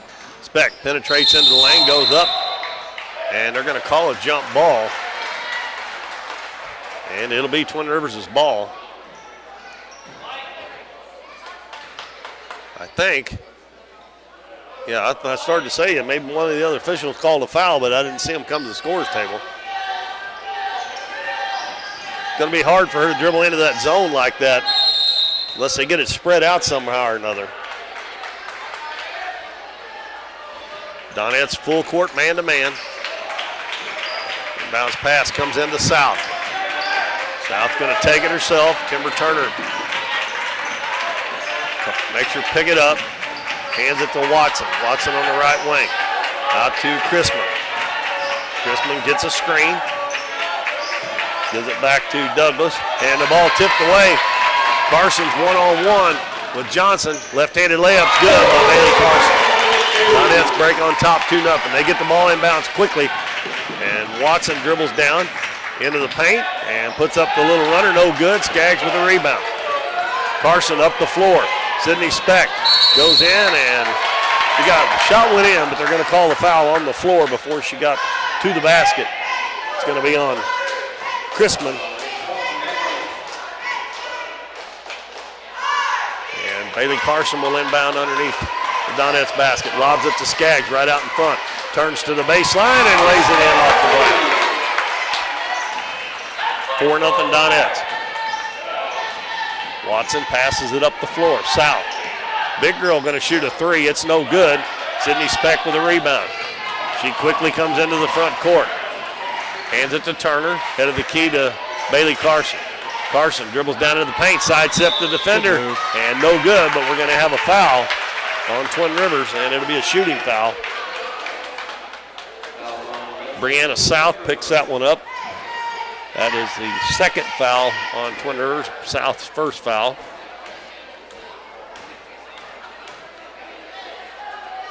And Carson makes first free throw. You mentioned she's shooting right at 70% now.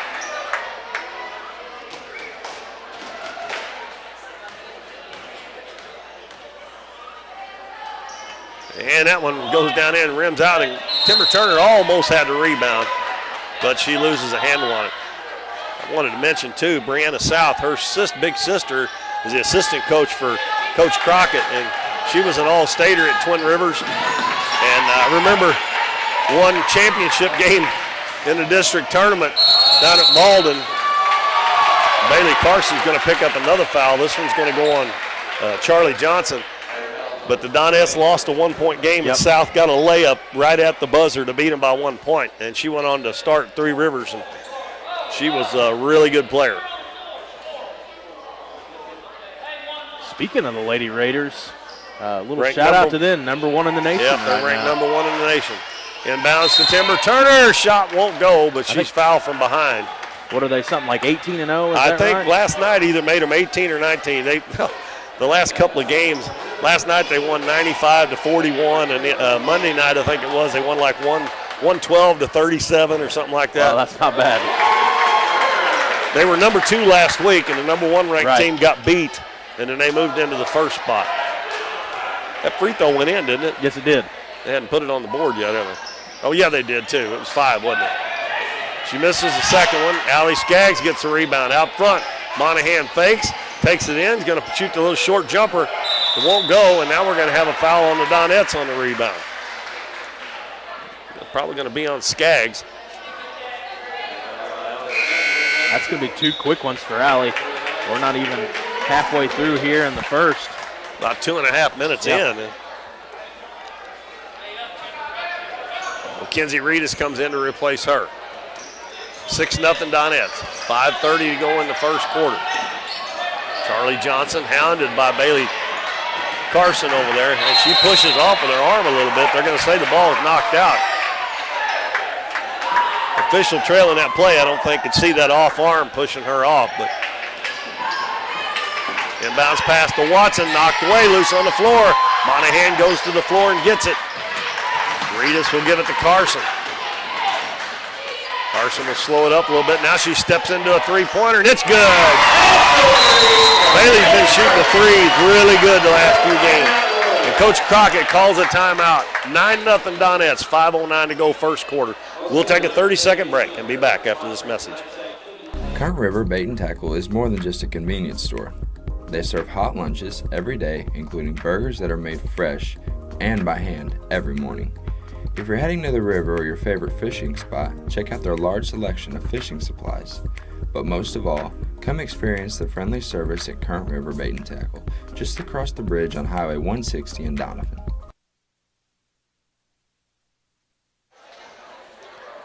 Quick timeout by Coach David Crockett as the Donettes have jumped out to a 9-0 lead. Twin Rivers, we've played almost 3 minutes and Twin Rivers hasn't scored yet. They've only gotten a couple of shots up. And the Donettes will set up a 2-2-1 full court press. And it's like they got the same players in the game. Watson, the triple team in the back court. Monahan takes it away. Sidney Speck takes it down, puts it up, and it goes. Might have been a foul there, too. Yeah, through a lot of contact, so they will get that to go in. Watson gives it left wing to South. South dribbles back out front. Douglas to Watson. Watson goes in, throws up a wild shot, but it goes in. And she's also fouled on the play. And that one's on Kenzie Reedus, so another foul on one of the Donettes big girls. Yeah, I was going to say that a second ago. It's not many teams have the luxury when your 6-footer gets too early. You got a 6'1" on the bench ready to go. Free throw good by Watson. She's got all 3 of their points. She got the old-fashioned 3-point play. 11-3. Monahan, left wing, dribbles back out front, throws it to Speck back on the left wing. Penetrates the ball off her knee, and it's picked up by Douglas. Now Monahan knocks it away and steals it. And they grabbed her by the arm there, and they didn't see it. Coach Epps is wanting a foul, but she definitely caught it. It was right here in front of us. Yeah. She grabbed her arm. Monahan all over Watson. Donettes do a great job on the other team's point guards, and we got a travel, I believe. Well, here at 4:14, that may be the longest it's taken Epps to go to his bench other than for foul trouble with that alley, you know. So Brooklyn and Maddie Reedus both checking in. They have Sidney Speck and Bailey Carson check out. 11-3. Maddie Reedus running the point now. Klepsik gets it in the lane to Reedus, and she got away with the travel there. And we're going to have a tie ball. Coach Crockett wanted to travel, and she definitely traveled.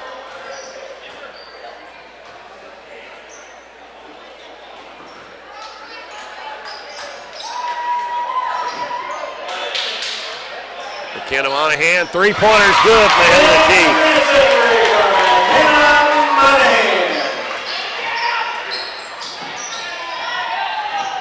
14-3 Donettes. Watson dribbles in. Now ball knocked away, stolen by Maddie Reedus.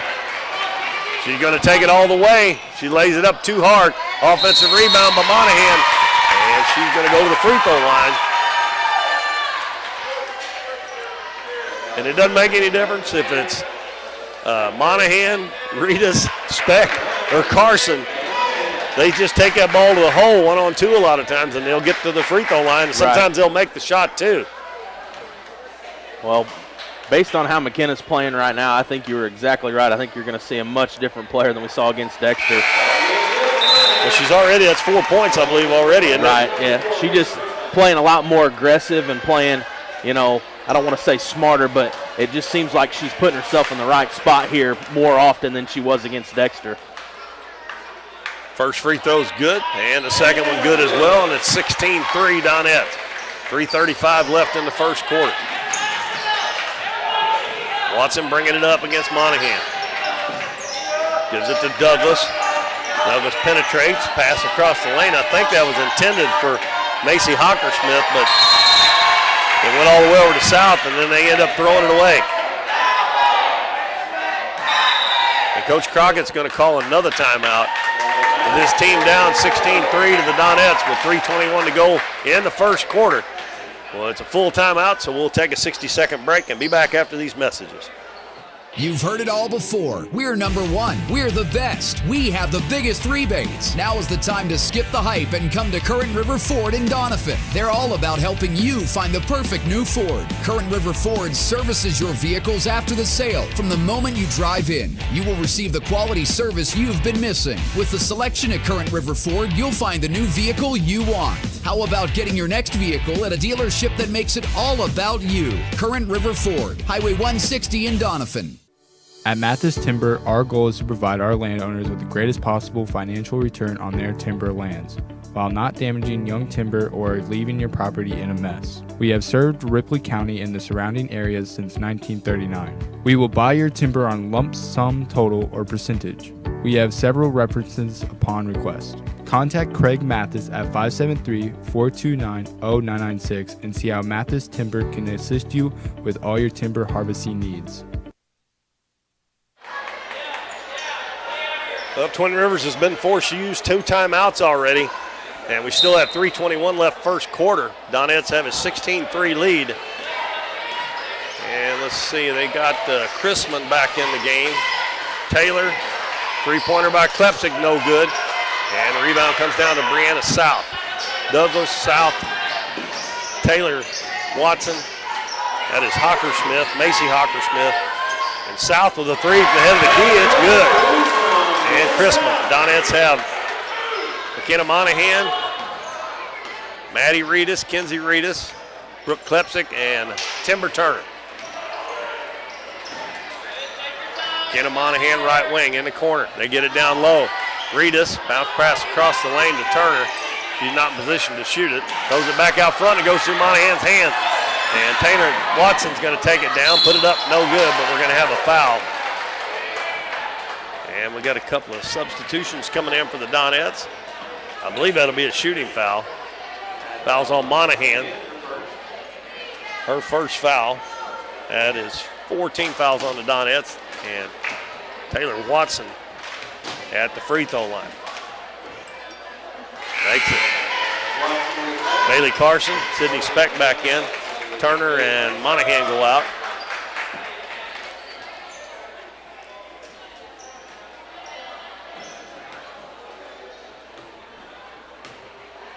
Watson looking for point number 5. And it's good. She's 3 of 3 from the free throw line. And that cuts the Donettes lead in half, 16-8. Reedus drives in, and she's going to be tied up. And it's going to be Twin Rivers basketball. That's a good play there by Taylor Watson.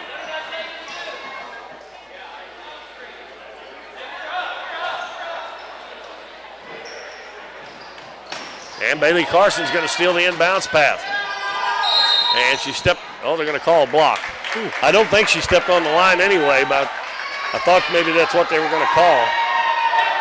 That foul's on 33, Douglas. Charlie Johnson. Oh, I'm sorry, 33.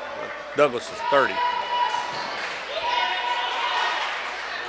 And Taylor Watson steals the pass again. The Donettes, that's one of the things I see that they have trouble with is getting the ball inbounds if they can't throw that lob into the center position.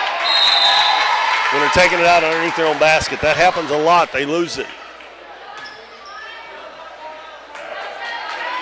Ball knocked out of bounds, stays with Twin Rivers. Inbounds. South takes it to the free throw line, out to Chrisman.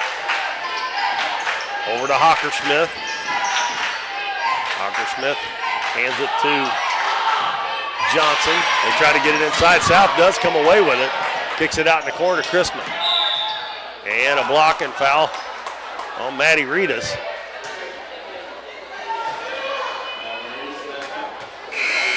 It's her first, and she'll check out. McKenna Monahan back in. And that is a 5 team fouls on the Donettes. Twin Rivers already 6, so probably going to be shooting a lot of free throws here in the first half. And the inbounds pass got knocked away, and Chrisman caught it. Just had established herself inbound, and the ball knocked away, and another hill ball.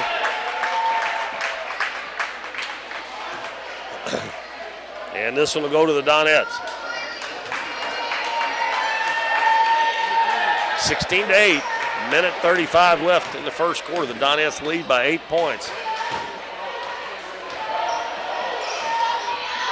McKenna Monahan takes it into the paint and throws it up off the glass. And I'm not sure if they were playing man-to-man there or not, Dalton, but they had Chrisman out in the corner on Brooke Klepsick like they were playing her man-to-man, but the rest of them looked like they were playing a zone. I don't know if they were playing a box and one or not, but allow me. Come on, girls, quit fouling. Another foul on the Donettes. This is going to be on Sydney Speck. That's her first, but now the next foul on both teams is going to send the opposing team into the bonus. That's a lot of time left to be in the bonus already. Inbound right underneath the basket. Johnson goes up with a shot, missed it. Bailey Carson heads the other way. Donette's got a 4-on-2. Carson sidesteps, hands it to Monahan. Her shot, no good. And a rebound down to South. She kind of short-armed that a little bit. Almost shot a set shot. South hands it to Watson. Watson's only 5'5", but she likes to take that ball down into the painted area. Chrisman throws it out and almost in the backcourt. Saved by Hockersmith. Hockersmith takes it down, puts it up, no good, but another foul on the Donettes. And I believe that's going to be the second one on Reedus.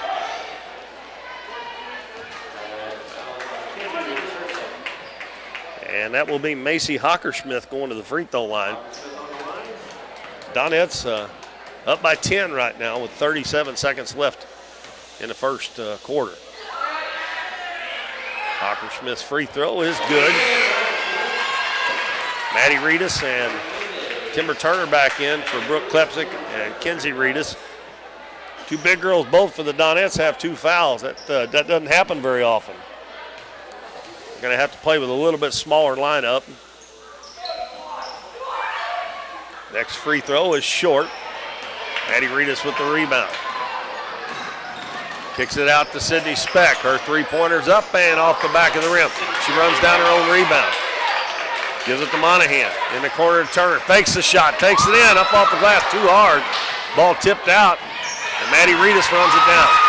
In the corner, Carson. She's open for a three-pointer. It's no good. And South gets the rebound. And we're going to have another foul on Monahan, and I think that's 2 on her. That's 2 on her as well, yeah. Well, the Donettes are deep, but boy, they're getting a lot of fouls early in this game. And that's going to bring Klepsick back in, and Twin Rivers is going to shoot more free throws.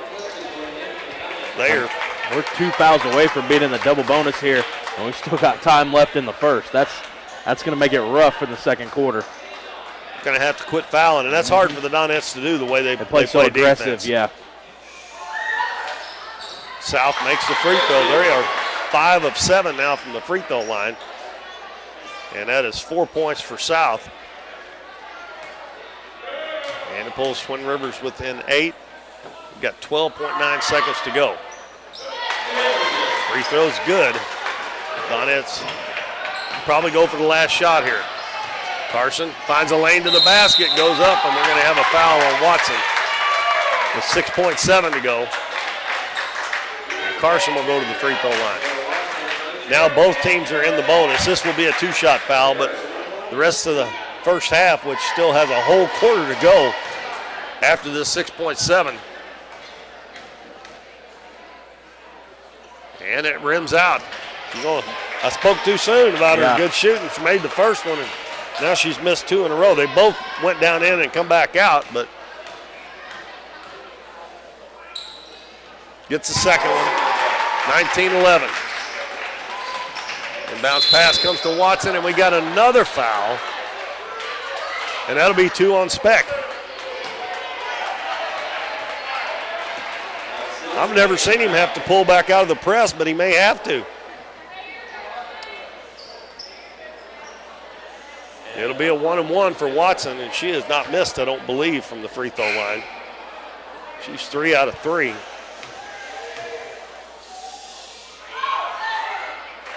I didn't jinx her. The announcer's jinx didn't work, did it? That's right. Amelia Douglas comes back in the game for Brianna South. Donette's got time here if they get the rebound, or even if she makes this. And she gets a good bounce on that one. Carson catches with 5 seconds. Going to stop and shoot it. No good.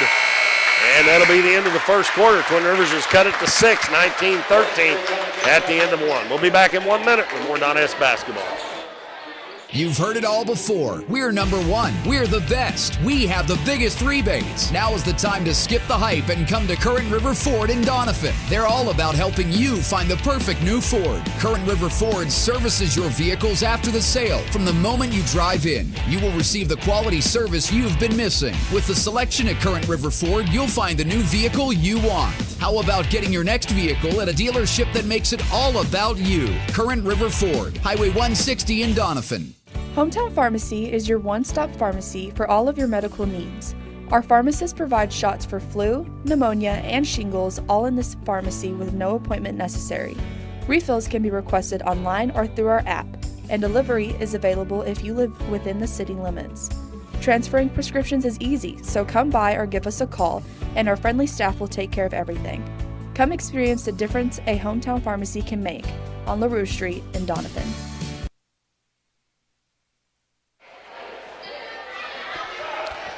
Well, Twin Rivers cut into the Donettes lead there towards the end of the quarter, and both teams have a lot of fouls, but not used to seeing the Donettes get this many that early. Now, they do foul a lot because they play so aggressive. Twin Rivers will have the ball. They've got Hockersmith, and she's going to step on the out-of-bounds line on that inbounds pass from Charlie Johnson. Brianna South, Chrisman, Hockersmith, and Amelia Douglas. Donettes have Bailey Carson, and she's going to step into a three-pointer. It's no good. Timber Turner battling for the rebound, knocks it over to Brooke Klepsik, and she misses a little short jumper. Sydney Speck, Brooke Klepsik, Bailey Carson, Timber Turner, and Maddie Reedus out there for the Donettes. Twin Rivers probably getting a little more confidence here as we go. We're cutting that lead down. Now Brooke Klepsik gets in there and knocks it away. And she steals it and gives it to Sydney Speck. Here comes Speck, going to take it all the way right by the defense and lays it in.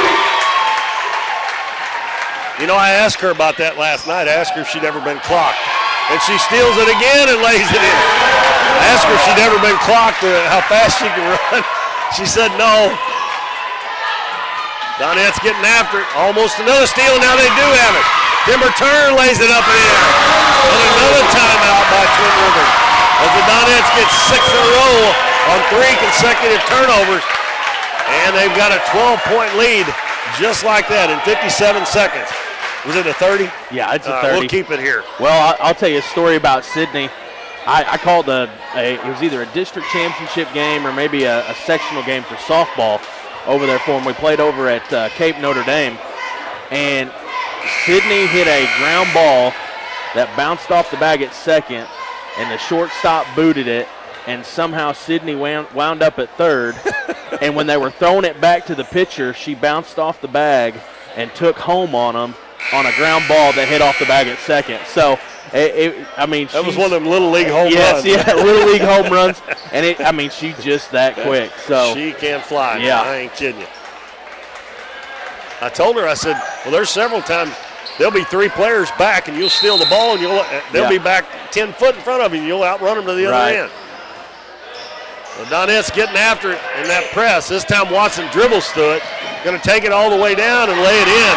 And Speck didn't want to foul there. She's already got 2. 25-15 Donettes. Carson in the corner. Maddie Reedus. Now Speck takes it into the lane. And we're going to have a foul, I think he said before the shot. Yeah, on the floor.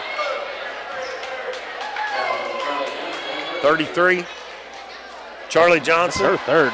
That's her third. Coach Crockett looks down the bench and gets Macy Hockersmith up. And Sydney Speck goes to the free throw line, and she scored. That is 4 points for 5 points for Sydney. I ought to know that. She scored 2 layups there in a row. Charlie Johnson goes to the bench with 3 fouls. Second one on the way, and it's good. Back to a 12-point lead, 27-15. Douglas throws it in. They get it into Watson. She gets it up to Hockersmith, and the ball almost thrown away again. Now they get it to South, and she's wide open. That three-pointer's long. Ball tipped back to Watson, and a pass underneath, knocked away again. It's still loose. Picked up by South. That's the way the Donettes want to play, though, helter-skelter. Watson going to shoot a long three-pointer. It's short. Bailey Carson with the rebound. Dribbling up the middle of the floor. She's going to take it all the way. Goes down, lays it up, and it's blocked by South, but it'll go out of bounds. And it'll stay with the Donettes. 6:05 left in the first half. Now Kenzie Reedus is coming back in the game. She's playing with 2 fouls. And she's going to replace Brooke Klepsik. Well, the Donettes played for a pretty good little while there without any of the big girls on the floor. Bailey Carson will throw it in. Lobs it in, and Kenzie couldn't quite handle it. Twin Rivers has got a 2-on-1. Watson goes down, no good. Ball tipped around. Kenzie Reedus gets it, hands it to Maddie Reedus. She's 1-on-1 with South. Now her teammates catch up. She goes down underneath on that left side and put up the shot, and Brianna South fouled her. I don't think Maddie's seen the other two girls coming on the other side. She probably could have dished that one off. She'll get a couple of free throws. And now both teams will be in the 2-shot bonus for this last 6 minutes and 4 seconds of the first half. Reedus' first one bounces around and falls through.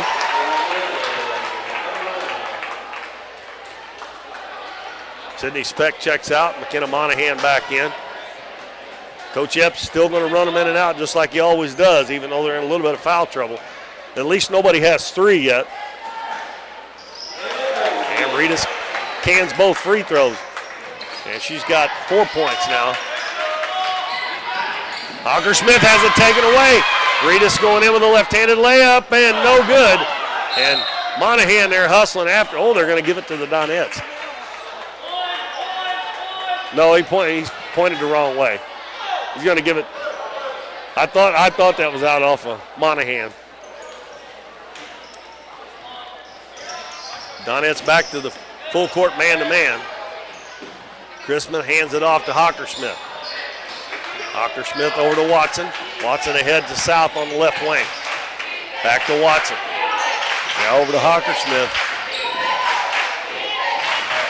Chrisman double teamed on the baseline.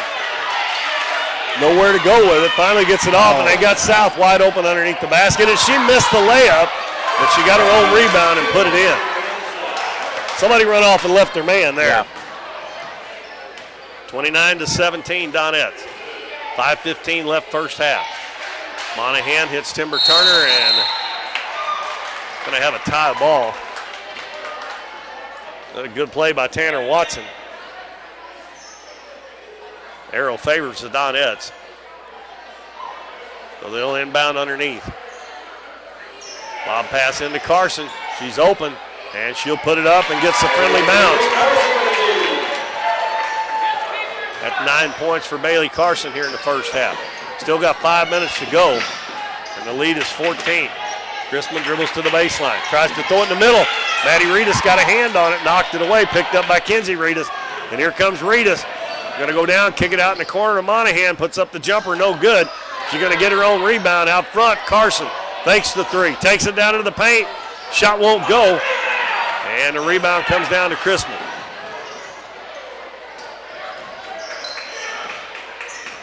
Hockersmith up ahead to South. South will dribble out to the middle of the floor with 4:25 to go. Going to take it all the way down. Shot up and good, and they're going to count it. Well, they blew that whistle way out there. Yeah. We're getting more continuation in high school than they've ever been before.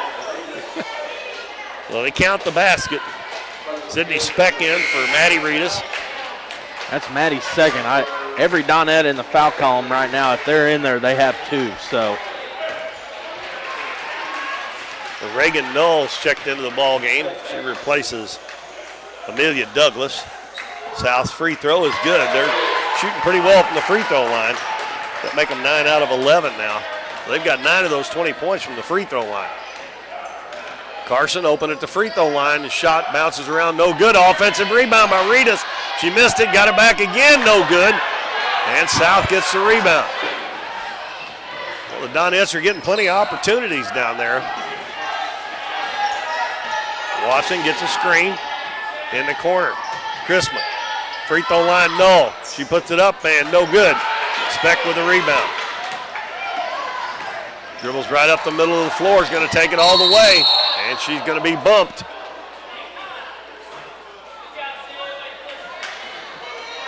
That foul is on Reese Chrisman, and that'll send Speck to the free throw line. As I said, both teams are in the two-shot bonus. Speck has 6 points. She's 2 of 2 from the free throw line so far. First one is nothing but net. Brooke Klepsik back in the game. Going to give Bailey Carson a rest. Bailey goes to the bench with 9 points. I think she's the leading scorer right now for the Donettes. Yep. Monahan and Speck have 7 apiece, and Speck's looking for 8, and she gets it. The lead's back to 13, 33-20. 3:48 left in the first half. Chrisman gets it in to Hockersmith. She gives it off to Watson. Up the floor to South, cross court. No. Takes it down, throws up a wild shot. No good. Ball tipped around. Regis with the rebound. Out in the pass to Monahan. Throws it ahead to Speck and got a little too over ambitious there and throws it out of bounds.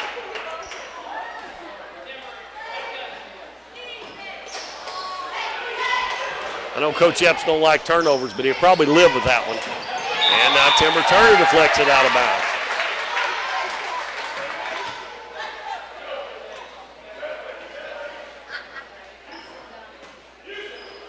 Chrisman will inbound it. Gets it into Watson.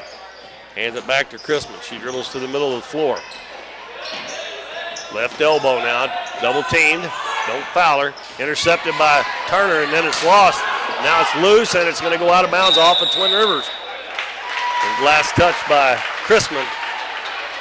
Yeah. Excuse me, by Hockersmith. Well, I thought Chrisman was the one that knocked it out of bounds, and I thought it was going to be, had she let it go, it would have been Twin Rivers basketball, but it kind of happened real quick right there, and then you get a good look at it.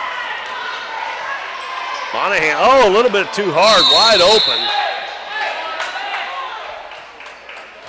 Folks, just a reminder at home at halftime, we will have our Lemonade House Grill trivia question of the night. Make sure you go on the Facebook page, open that up, and we'll put our responses in there. And the first correct answer will win a free appetizer from Lemonade House Grill. So stick around for halftime. And I've got a guest joining us. I've asked Devin Kirby to join us, and we'll tell you why he's going to join us here shortly.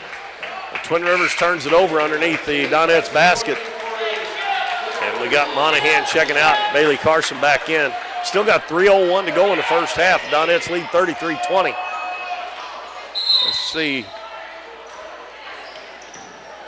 Brianna South, I believe. Somebody came back in. I think it was South. Carson is open. She's going to take it in. A little short jumper. Good. That whole side of the floor was wide open. And the lead's back to 15. Hockersmith over to South. Got to watch South. She likes to shoot that three. She's going to drive it down. Oh, my goodness. I thought she walked before she fouled her. That foul's on Timber Turner. Well, if somebody's going to pick up a foul, that's a good one to do it because that's Timber's first. Nobody else really needs to be picking up any fouls, so Timber kind of taking one for the team there. And South will be at the free throw line. And they continue to nail those free throws. South is 4 for 4 now, and they're 10 out of 12. Micah Burton's going to come in for Sydney Speck. And Maddie Reed is also coming in. And she's going to replace Brooke Klepsik. 35-21. 2:35 left in the first half. I finally jinxed them one. They might have finally missed one. Maybe we'll see a string of them here. Bailey Carson wide open, doesn't take the three. Dribbles in and then back out. Reedus is going to try a three-pointer. No good, battling for the rebound, and we're going to have a foul on the Donettes, I think.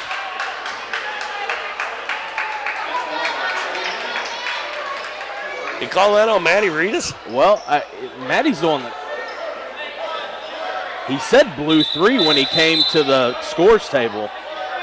Okay, well, I started to say she shot the ball out there, Yeah, and the ball was okay. on this side. Well, I didn't see what she did, but I thought he called that against the Donettes. I actually thought it was going to be against Bailey Carson, but I guess he's – I don't know. It didn't look like to me that they were over the back. No. The Donettes were over the back. So No. Anyway, Bailey's going to shoot a free throw and make it again.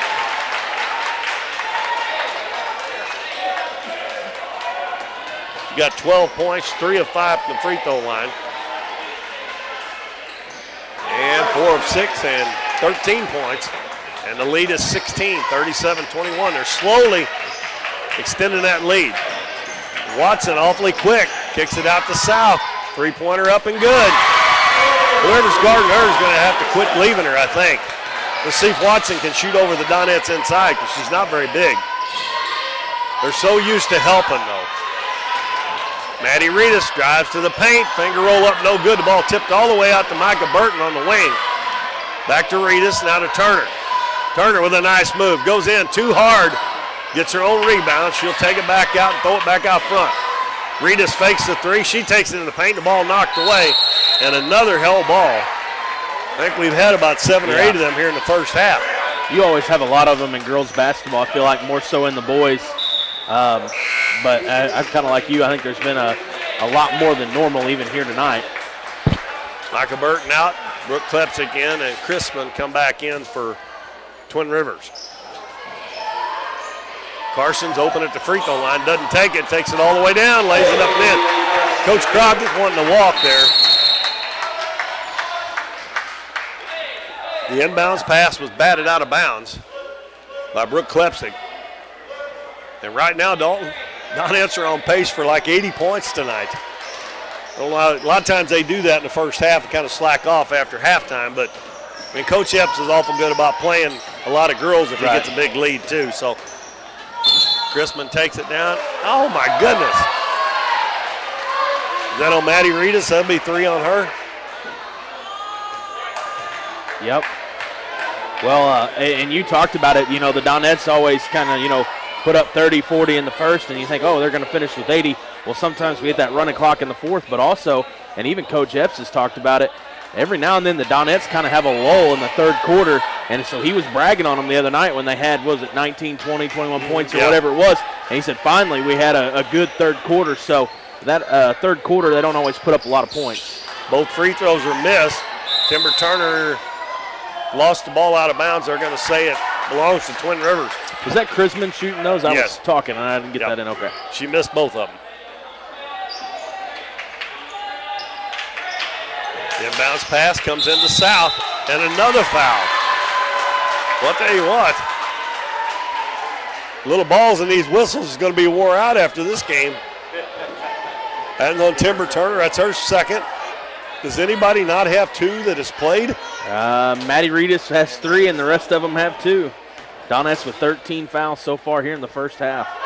South back at the free throw line, and she is a good free throw shooter. She's 5 out of 6 now. Maddie Reedus goes to the bench. McKenna Monahan comes back in. Got a bunch of players out there with 2 fouls right now. It wouldn't be good to get a third one. That one is off. Timber Turner rebounds. 39-25 Donettes. Bailey Carson gets it over to Turner. Left wing to Monahan. Monahan back on the right side. Carson back to Monahan. Monahan takes it in, drops it off, and Reedus was not expecting the pass, and now that's going to be the 3rd foul on Turner. Well, I don't know what's going on with them tonight. They usually just turn and get back on defense. That was actually a good pass, as Kenzie Reedus wasn't expecting it.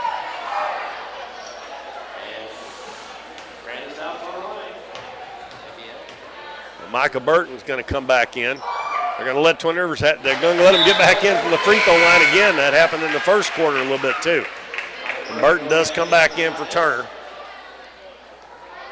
This doesn't bode very well for the second half if they keep fouling, that's for sure. South has already shot. This will be her 9th free throw, and she's made 7 of them. She has 17 points, 17 of their 27. Lead down to 12. Burton back out to Carson. Carson got a lane, stops, throws it back out to Monahan. Monahan goes down. They shot. That's the third time they've shot it too hard off the glass. Now, if they'd shot a little bit easier, they'd had 6 more points. That ball goes out of bounds off the Donettes.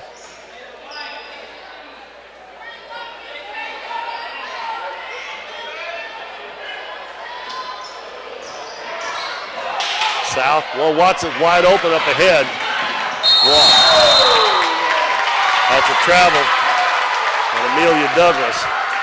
I don't think Coach Crockett probably wants her handling the ball coming down the floor. Probably not. They had Watson wide open on the other side, but they didn't. I mean, she was wide open. There wasn't anybody with her.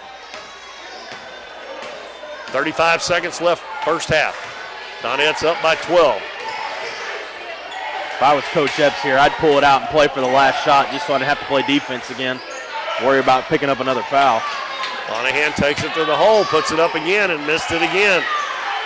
And now Twin Rivers got a chance to cut it to 10, maybe 9, if they can hit a three-pointer.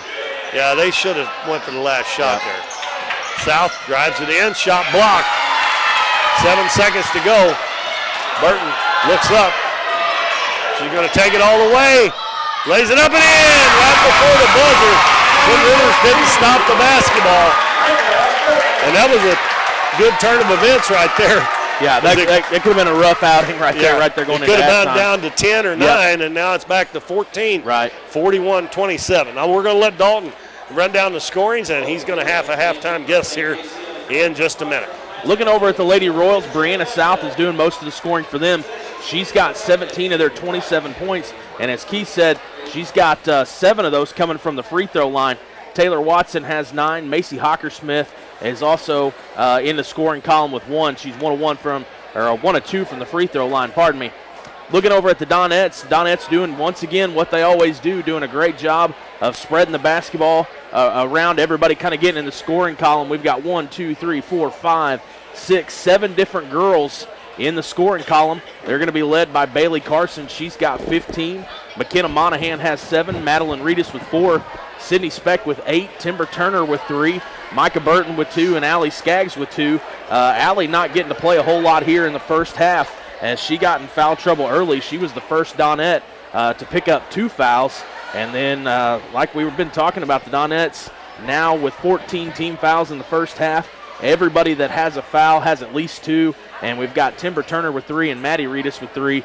So the Donettes might have to make a defensive adjustment here in the second half. Like Keith said, we might have to drop out of that full court pressure that we normally see our Donettes in, just to not worry about running that risk of picking up some extra fouls. Now, halftime trivia question brought to you by Lemonade House Grill. We're going to go ahead and put that out there before I start interviewing Mr. Kirby here. Our question is, the Donettes won the Lady Royals Christmas tournament for the first time in a while this year. How long has it been since the Donettes had won the tournament?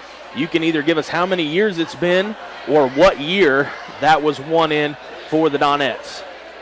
Okay, once again, like I said, joining us Mr. Devin Kirby. The reason I asked Mr. Kirby to join us here tonight is Keith and I have talked a lot this season about the amount of girls in comparison to other schools that we play. You know, we played Dexter the other night, who only had about 12 girls on their bench.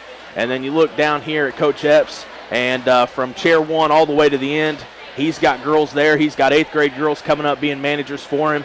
And a lot of that comes back is because these girls are getting involved early and often. And so I've asked Mr. Kirby to join us here because he was going to be kind of the one that got that ball rolling all the way back at a very early on and start that Little Nets program, that little group of girls that was here the other night that Keith and I talked about. Mr. Kirby, you were awarded a plaque that night for getting that program started for us, correct? Yeah, so Aaron Klebsick and I in 2012, when this junior class was in 3rd grade, we kind of saw where the Donettes we kind of weren't being very competitive. And we do that, a lot of pride here in this town. We're a basketball town. And so we got together and we really saw how Dexter had been doing it. You know, Dexter had about a decade where they were just rolling. And I believe it was Chad Allen over there. And I asked one of their fans, well, how'd they do it? How'd you guys get this many kids involved at Dexter? And Cape had built that sportsplex there in Cape Girardeau, and they were taking elementary kids. Seems like every Saturday through the winter over there and playing and getting little teams together. So Aaron Klebzik, Brooke Klebzik's dad, and I talked in the fall of 2012 and said we need to do that. We need to get that going because it seemed like there was some lost interest here locally with a lot of girls not playing there in that time frame, and we really wanted to be competitive again. And so we started a little third grade team, and from there every year we try to have a second, third, fourth, fifth, and sixth grade teams that has a coach, has players that obviously, and they go to one of three different leagues typically. West Plains has a league, Cape Girardeau has a league, and Farmington has a league. Right. And so, we've done that for quite a few years now, and I think it's starting to pay off, and I think it's just going to get better and better and better. Right, I agree 100%. Keith and I are constantly talking. We got to see a full JV game tonight, and we don't always get that luxury here. A lot of teams around us, the complete opposite problem we're having. We've got a whole bench full of girls, and some of these teams are rolling into Doniphan with 8 girls, and they don't want to play a JV game. And kind of like you said, loss of interest. And we even had Coach Epps on the other night, and he said basketball is one of those sports that it is really, really, really hard to get people to buy into for long periods of time. He said because sometimes, especially around here, you don't get to play at a very young age, and sometimes it's junior or senior year before you get to get in the fold, and it takes a lot of dedication to do that. And I think, like you said, that has to go back all the way to that group of third grade girls, because the other night when Keith and I were talking about it, they had this whole section filled up top to bottom, and they were into the game. There was one play where we had a fast break. I think Madeline poked it loose, passed it up to Sydney. Sydney with a fast break, and all these girls just jumped up and got real excited. And I think that's where, kind of like you said, just building that kind of legacy back where people want to play and want to come out and be a Donette. And there's a lot to be said to that. And I think looking back all the way at this third grade program you've started, I think it's a great thing. I've got a roster right here in front of you. I don't mean to put you on the spot. And I think McKenna Monahan she transferred in from Poplar Bluff. That was 2 years ago. But do you think all those girls on that roster have come through your program? I don't know if all of them have. A great deal of them have. Bailey Carson and Sydney Speck, they came along. When we started this with the 2023 class, which is juniors now, that was their first third grade class. We didn't have a fourth grade then. That was our first year. We were trying to figure out what to do. I got cancer in 14 and 15, and so whenever in the middle school I had to step away for a couple of years, and Aaron took over, and that's when he got the senior class going, and they took him to Cape Girardeau, and they played Ellington and South Iron, which, as anyone who follows basketball knows, that those teams are powerhouses now. And boy, he really did wonders for that group. And then Ronnie Honeycutt had the Nets group in the grade behind, which is now this sophomore class. And so, I would guess that the vast majority of these kids have been through, as wore a Nets uniform at one time or another before, this season. Right. Well, that's awesome, and I think you're doing a great thing. Looking back now, actually, I got to go to some Nets games 2 weekends ago. We played Saturday here. My little niece on the third grade team. They played Twin Rivers, actually, and that was a close game back and forth. They were actually down 4. It went into overtime. They ended up winning it. I feel like I'm getting kind of even to reap some benefits and, getting to call these games. Looking back, I tell Keith all the time, I did some middle school games, and I said, coming up, it's just as good as it is right now. You've got that group of freshmen and, Sarah Owen and Maddie Reedus. They're just as good behind them, too, and it just seems like it's going to run on for 6, 7, 8 years, and that had to have been the goal you had when you started it, right? Well, absolutely. And the goal is we want to hang some more Final Four banners and hopefully a state championship banner. And that's the goal. But the bigger goal is just to get girls back to playing basketball and back to being active. It's just great for the community. It's great for kids. You can learn a lot of life lessons between those lines in that court, and I think it just does them all a lot of good. All right. Well, I appreciate you for joining us, Mr. Kirby. Once again, thank you for what you've done. I think the Donettes are reaping the benefits of that now, and we appreciate you for doing that. Thank you for joining me. Thank you very much. Yep, no problem. All right, ladies and gentlemen, this is Dalton Pennington. The Donettes currently lead 41-27. We've got about 2.5 minutes here at halftime. We are going to take about a minute and a half break, and we'll be back to give you a little bit more of a rundown of what happened in the first half, and then we'll take off here in the second. We'll be back here in about a minute and a half with more Doniphan Donettes basketball. I'm Russell French, and for value and friendly professional service, give us a call at 573-996-5001. Whether you're insuring your home, auto, farm, or business, give us a call at 573-996-5001. Or come by and see us right here in Doniphan at 1204 Walnut Street. Or visit us on the web at cmoinsurance.net. The housing market is hot and interest rates are still low, making it a great time to sell your house or look for your new home. Either way, Taylor Schleif with United Country American Realty in Doniphan is there for you. Check out her listings online and be assured that Taylor will be with you every step of the way, making the process easier and more enjoyable for you. Come see her at their office in Oak Tree Village or schedule an appointment by calling 996-6786. Taylor Schleif and United Country American Realty, coming soon to a closing near you. Davis True Value is proud to sponsor the Dons and Donettes for another exciting ball season. Just like the Dons and Donettes, Davis True Value knows hard work wins the game. They are your selection, service, and savings destination hardware store, serving the area with paint, plumbing, electrical, lawn and garden, and housewares. Your local True Value hardware with so much more. From window repair to chainsaw sharpening, we are the store of first choice. Behind every project is a True Value.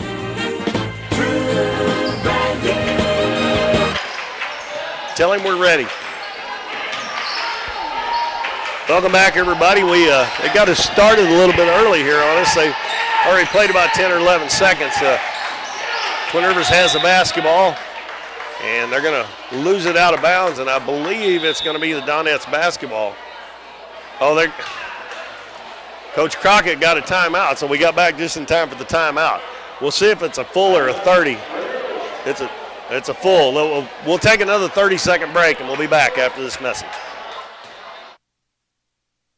You've heard it all before. We're number one. We're the best. We have the biggest rebates. Now is the time to skip the hype and come to Current River Ford in Doniphan. They're all about helping you find the perfect new Ford. Current River Ford services your vehicles after the sale. From the moment you drive in, you will receive the quality service you've been missing. With the selection at Current River Ford, you'll find the new vehicle you want. How about getting your next vehicle at a dealership that makes it all about you? Current River Ford, Highway 160 in Doniphan.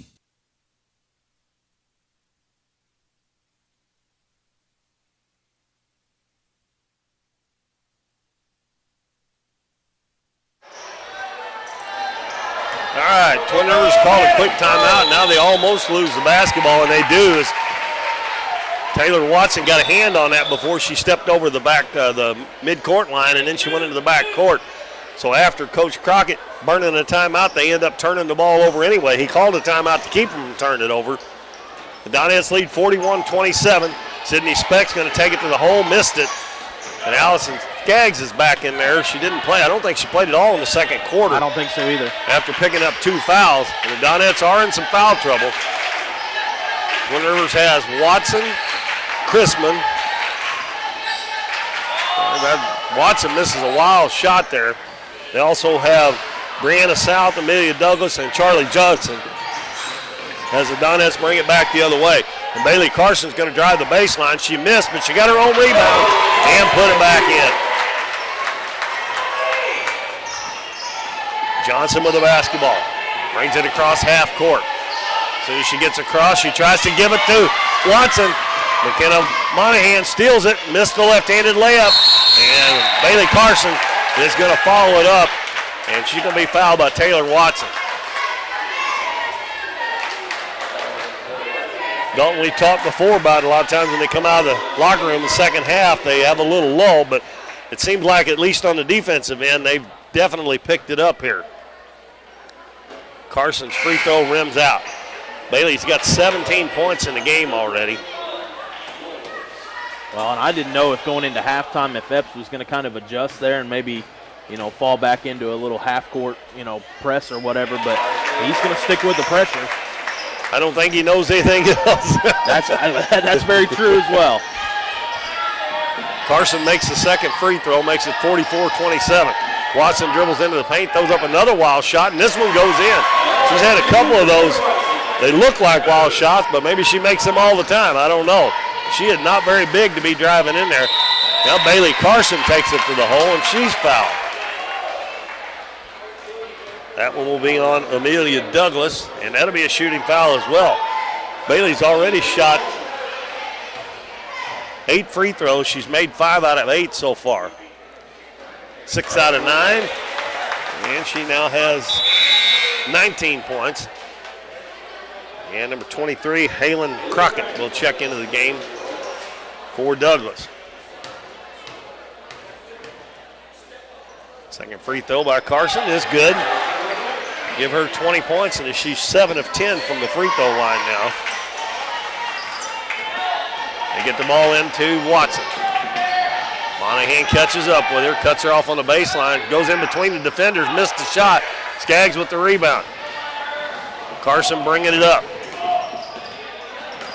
Stops, shoots, and scores from about 15 feet.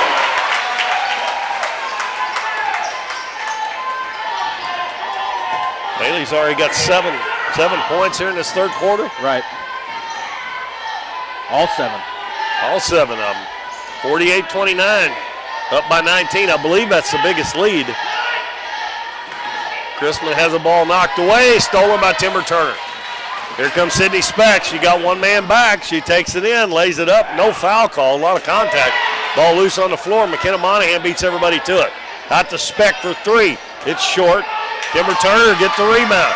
Back to Speck again. Cross-court pass stolen by Watson. She's got Hockenschmidt on the other side, and she misses the shot.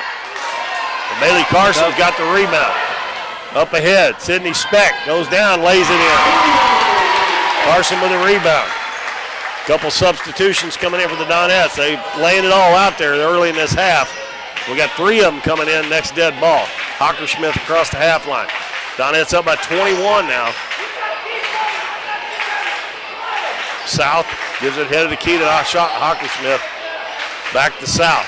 South hands it to Watson. Carson picks her up. Now to Chrisman. And a walk on Hockenschmidt. Well, I don't know if you heard Coach Epps right there, and that's just kind of, in summary, his whole entire philosophy. He's screaming. I think Bailey looked a little bit gassed, and he's screaming, I got you a sub coming, keep playing. And, you know, and that's just, I don't know if it's motivating for the girls or what. It's just, but, I mean, they just give him everything they got. And we have Maddie Reedus, Brooke Klepsick, and Kenzie Reedus check in. Timber Turner and Allie Skaggs stays out there. And Kenzie Reedus takes it into the paint. She goes up and she's going to be fouled. That's going to be another foul on Amelia Douglas. And that's going to be her 4th. And quickly up off the bench, Reagan Null will come in after Maddie Reedus shoots his first free throw. Maddie has 4 points. She's 2 of 2 from the free throw line so far. And that one, little flat, comes up short. And Null will come into the game, probably replace Douglas, who's got 4 fouls.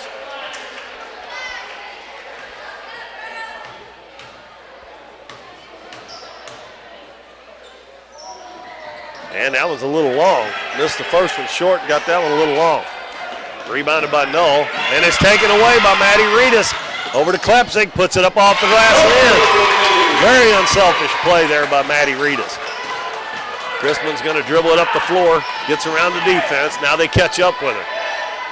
Out front to Johnson, left side to Hockenschmidt. Now to Null. Guarded by Skaggs, bounces it out, and the pass is stolen by Kenzie Reedus. Hands it to Maddie Reedus. Reedus stops at the head of the key. Goes left wing to Klepsick. Klepsick dribbles to the baseline. She's cut off. Gives it to Skaggs. Skaggs with a drive off the glass and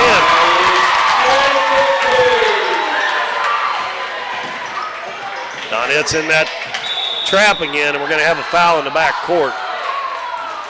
This one's going to be on Brooke Klepsick. Donettes outscoring Twin Rivers here 13-2 in the third. That's going to be Klepsick's first only. So Once again, we've said it, if you want somebody picking up a foul, it's probably her. Somebody that don't have any. Right. And now Klepsik knocks it away from behind. Skaggs is going to pick it up. Brings it into the front court. Going to take it all the way. Nice move. Lays it up, and it's good. I thought that was a little too hard, too. And another timeout called. That's a great move, but he's out of timeouts now. That's their. Yep, that was his last one. Halfway through the second or the third. And the Donettes have opened up a 27-point lead. The housing market is hot and interest rates are still low, making it a great time to sell your house or look for your new home. Either way, Taylor Schleif with United Country American Realty in Doniphan is there for you. Check out her listings online and be assured that Taylor will be with you every step of the way, making the process easier and more enjoyable for you. Come see her at their office in Oak Tree Village or schedule an appointment by calling 996-6786. Taylor Schleif and United Country American Realty, coming soon to a closing near you. Current River Bait and Tackle is more than just a convenience store. They serve hot lunches every day, including burgers that are made fresh and by hand every morning. If you're heading to the river or your favorite fishing spot, check out their large selection of fishing supplies. But most of all, come experience the friendly service at Current River Bait and Tackle, just across the bridge on Highway 160 in Doniphan.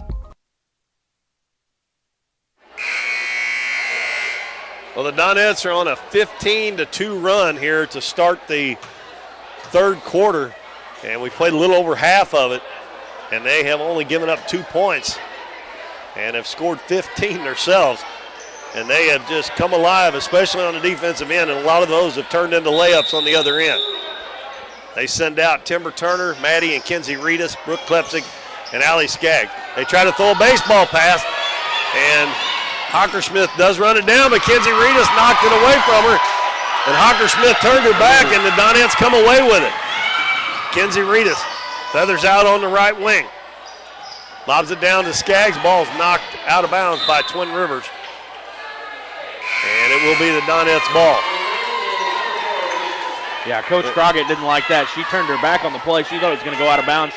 Gave up on it, but Maddie Reedus didn't give up on it and saves it from going out of bounds. Yeah, and she actually would have saved it right to her if she would have seen it. Timber Turner out to Klepsik. Back to Turner on the baseline. She's open from about 10 feet, no good. Allie Skaggs with a rebound up and up the end. And we're getting close to that 30-point lead. Pass up the floor, Allie Skaggs intercepts it. 3 minutes left, third quarter. The Donettes up by 29. They've got them double clip. Brooke Klepsik, three-pointer. It's good! And the Donettes are on fire. Now they got a wide open layup. Twin Rivers doesn't. That was Brianna South got behind everybody. That hasn't happened very much, especially this half. 61-31 Donettes. 2 minutes and 35 seconds left in the third quarter. Maddie Reedus gets a screen, and she's open from the elbow, and she missed it. And Chrisman runs down the rebound for Twin Rivers.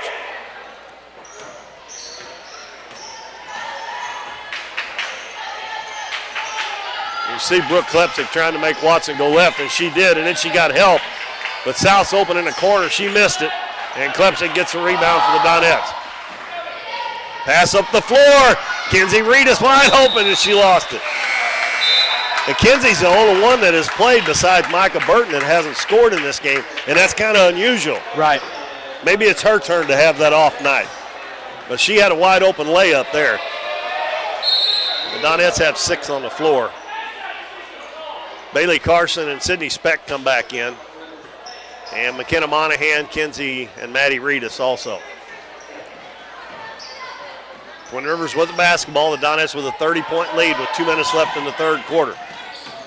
And the ball stolen again. Monahan bounces over to Carson. She lays it in. Great pass. Unselfish, I'm telling you. And now they're going to throw it away again. And Donettes have got them sped up, and they don't really like to play. I mean, they may like to play that way, but they don't want to play that way against the Donettes. No, they can't hang. 32-point lead for the Donettes. Carson's going to get a screen over to Speck. Right back to Carson, head of the key. Reedus was open there for a second, but they didn't see her. Back to Speck on the wing. Going to penetrate, kick it out to Bailey Carson. Carson giving instructions to the players there, telling them where to go. Monahan fakes the three-pointer. Back out to Bailey Carson. Going to drive it into the paint. Shot off the glass. Little too hard, but she gets her own rebound. Missed it again. Well, she's working hard. Watson heads to the other end. Dribbles down, throws up a shot, and we're going to have a foul. And she just forced her way in on that one. She forced the Donettes to foul her. That one's on Speck. Yeah. Here we are with only a minute left in the third, and the Donettes have only committed 2 team fouls. I don't know if the referees are calling a looser game here in the second, or the Donettes are just doing a better job. Watson makes the first free throw. You know, I've said this a lot. When they go in the locker room at halftime and they had a first half like they had, I guarantee you there's times they say, we're not going to call as many fouls this half, because that first half lasted forever. That was ridiculous. Yeah. That's probably the conversation they had. Watson makes both free throws, gets it back to a 30-point lead for the Donettes. 1 minute left in the third quarter. Carson dribbles over to the left side, finds a path to the basket, kicks it out to McKenna Monahan for 3. It rattles in and out, and the rebound comes down. I believe that is number 14. That's Alexis Yealy, who just checked in. Goes in the corner to South. South's going to take it in, bounce it to Yealy, wide open, and she lays it in. 30 seconds left. Speck's going to drive the baseline, hits Carson at the free throw line, mishandles it. Monahan lobs it in the lane. Reedus turns, going to go up with it, and it won't go. And Brianna South gets the rebound. 14 seconds to go, and Watson looks up. I don't know if she sees the clock, but there's only 8 seconds, 6 seconds. And she walked. Yep. Yealy walked with the basketball. The Donettes are going to have to throw it a little ways down the floor to get a decent shot here. Monahan needs to just turn around right there where she's at. Watson's going to come out on her. Bailey Carson's going to get it. She's going to throw up a long one, and no good. So quite a quarter for the Donettes, as they have upped that lead to 28 points, 63-35 at the end of 3 quarters. We'll be back in 1 minute on Current River Broadcasting. At Mathis Timber, our goal is to provide our landowners with the greatest possible financial return on their timber lands, while not damaging young timber or leaving your property in a mess. We have served Ripley County and the surrounding areas since 1939. We will buy your timber on lump sum total or percentage. We have several references upon request. Contact Craig Mathis at 573-429-0996 and see how Mathis Timber can assist you with all your timber harvesting needs. The housing market is hot and interest rates are so low, making it a great time to sell your house or look for your new home. Either way, Taylor Schleif with United Country American Realty in Doniphan is there for you. Check out her listings online and be assured that Taylor will be with you every step of the way, making the process easier and more enjoyable for you. Come see her at their office in Oak Tree Village or schedule an appointment by calling 996-6786. Taylor Schleif and United Country American Realty, coming soon to a closing near you. Going to be Donettes ball to start the 4th quarter. And it looks like to me both teams have the starters back out there to start the 4th quarter. The Donettes lead at 63-35.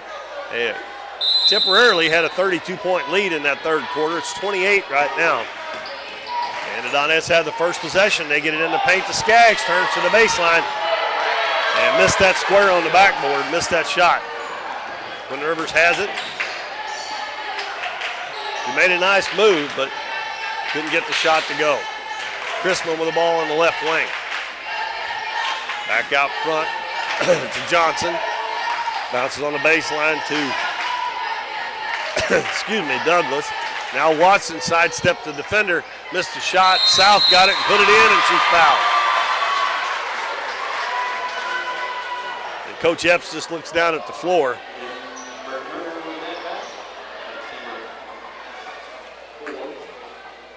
That one was on. Who did they call that on? Timber Turner, her 4th. Free throw, no good.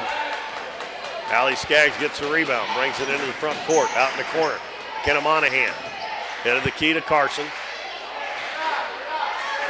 She'll back it up. Let the Donettes set up here. Right wing to Speck. Carson. McKenna down low. Beautiful pass from McKenna Monahan to Allie Skaggs. And Skaggs is in double figures with 10 points now. That's the third player for the Donettes in double figures. Bailey Carson's got 24 to lead them. Douglas drives baseline across the lane to South.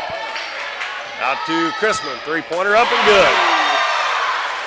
There was no way that was 65 to 40. It's up by 25 here in the fourth quarter.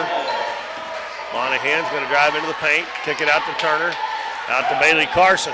She's going to take it in, and I think she run into her own player there and put the shot up. Yeah, I think McKenna got pushed up from down low, got blocked out there, and ran right into Bailey as she was going up. And we got Micah Burton, Maddie Reedus, and Brooke Klepsik checking in. Speck and Skaggs stays out there for the Donettes. Twin Rivers has put on a little bit of a surge right there at the end of the third quarter, first part of this quarter, but they finally get the ball into Chrisman. Throws it back to Johnson, and Johnson will bring it up, and Maddie Reedus takes it away from her, takes it in, and makes the layup, left-handed layup. 67 to 40. Pass up the floor to Watson right through her hands, and it goes out of bounds at the scorer's table.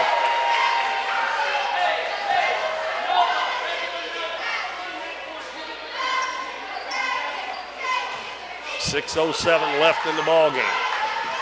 27-point lead for the Donettes. Speck open from 15. Her jumper's an air ball. Watson with the rebound. She heads to the other end. Two Donettes back. She's going to take it right at him, and she gets in between them and lays it in. She's pretty good at that for being as small as she is. And she's got 15 points now. Her and South have 36 of their 42. Klepsik for three, no good. Ball tipped out for Watson, and she's going to be fouled by Maddie Reedus after they go for a loose ball. That's probably 4 on Maddie, too. It is. You know, looking back this year, have we had a Donette foul out this year? I don't remember. There's bound to have been somebody, but I can't recall one, and that, I mean, part of that's having such the depth to his bench that he does, but I cannot think of one. I'm sure, like you said, I'm sure it's happened, but I can't think of one.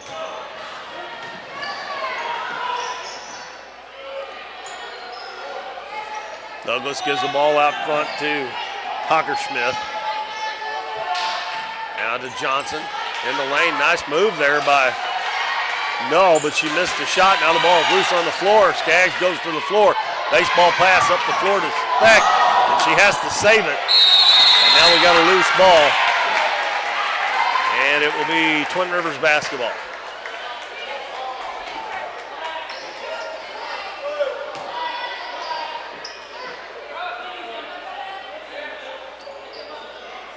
(67-42). Twin Rivers basketball. Douglas with it. She stopped and she's double teamed. Gets it back behind her to Johnson. Right back to Douglas. Over to Hockersmith. Up the floor, intercepted by Speck. Speck's going to take it all the way. Lays it up, and again it was too hard. Only got to shoot that a little bit easier. And the ball almost intercepted. And Micah Burton dives to the floor but can't save it. Getting a little wild out there right now. Bailey Carson back in and Timber Turner as well. Burton and Klepsik check out.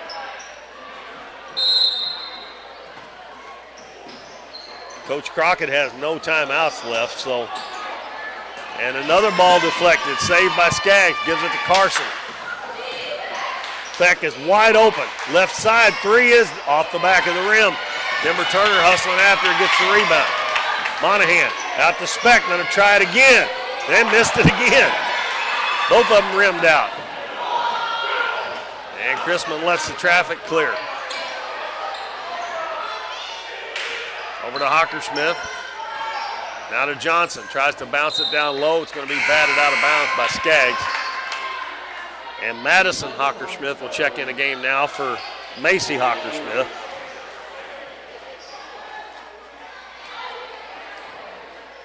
And it'll be Johnson to throw it in. Bounces it into Chrisman. Out to Johnson for three, no good. Timber Turner with the rebound. Pass up the floor. And McKenna Monahan got behind the defense and lays it in. 69-42. 3 minutes and 55 seconds left, and Timber Turner, the interception. Gives it to Bailey Carson. Carson to Speck. Speck on the right wing. Cross court. Monahan lobs it down low to Turner. Turner cross court. Speck, wide open three. This one's good. Now Speck has 13. And the ball taken away by Carson, and then she ended up losing it, but good defense there by Bailey Carson. As we have Halen Crockett and who's the other number, 32, Annie Middlestat checking in for Twin Rivers.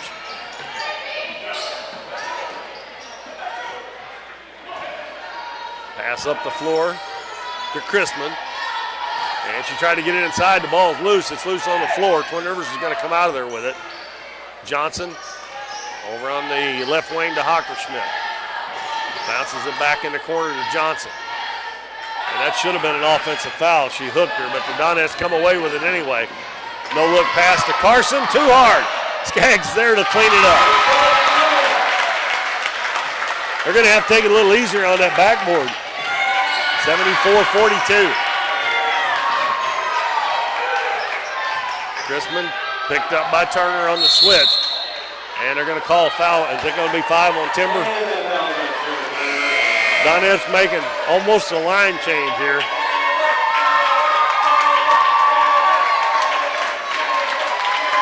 That is 5 on Timber Turner. And we got Micah Burton, Taylor Davis, Maddie Reedus, Kenzie Reedus, and Sydney Speck on the floor for the Donettes. And we also have Layla Tompkins in for Twin Rivers. He's basically got his JV out there now. Inside to Crockett, ball stolen away. Speck's wide open ahead of the pack. She goes down, lays it in. Make sure she shot that one a little softer. 76-42 Donette. Minute 40 left in the game. Tompkins goes down, step back jumper, no good. Micah Burton will be tied up. It will be Donette's ball. So the Donettes with the clock running now, I just now noticed that. Yeah. There's a 34-point lead, so the clock's running. But we got a minute 20 left, so we're just about finished here. The Donettes are going to pick up that 16th win. And Taylor Davis traveling. Emily Slayton coming in for the Donettes. And she's going to replace Sydney Speck. So Speck's going to finish with 15. Bailey Carson 24 and Allison Skaggs 10. McKenna Monahan almost in double figures with 9. Yealy dribbles down and is going to dribble it out of bounds, I think.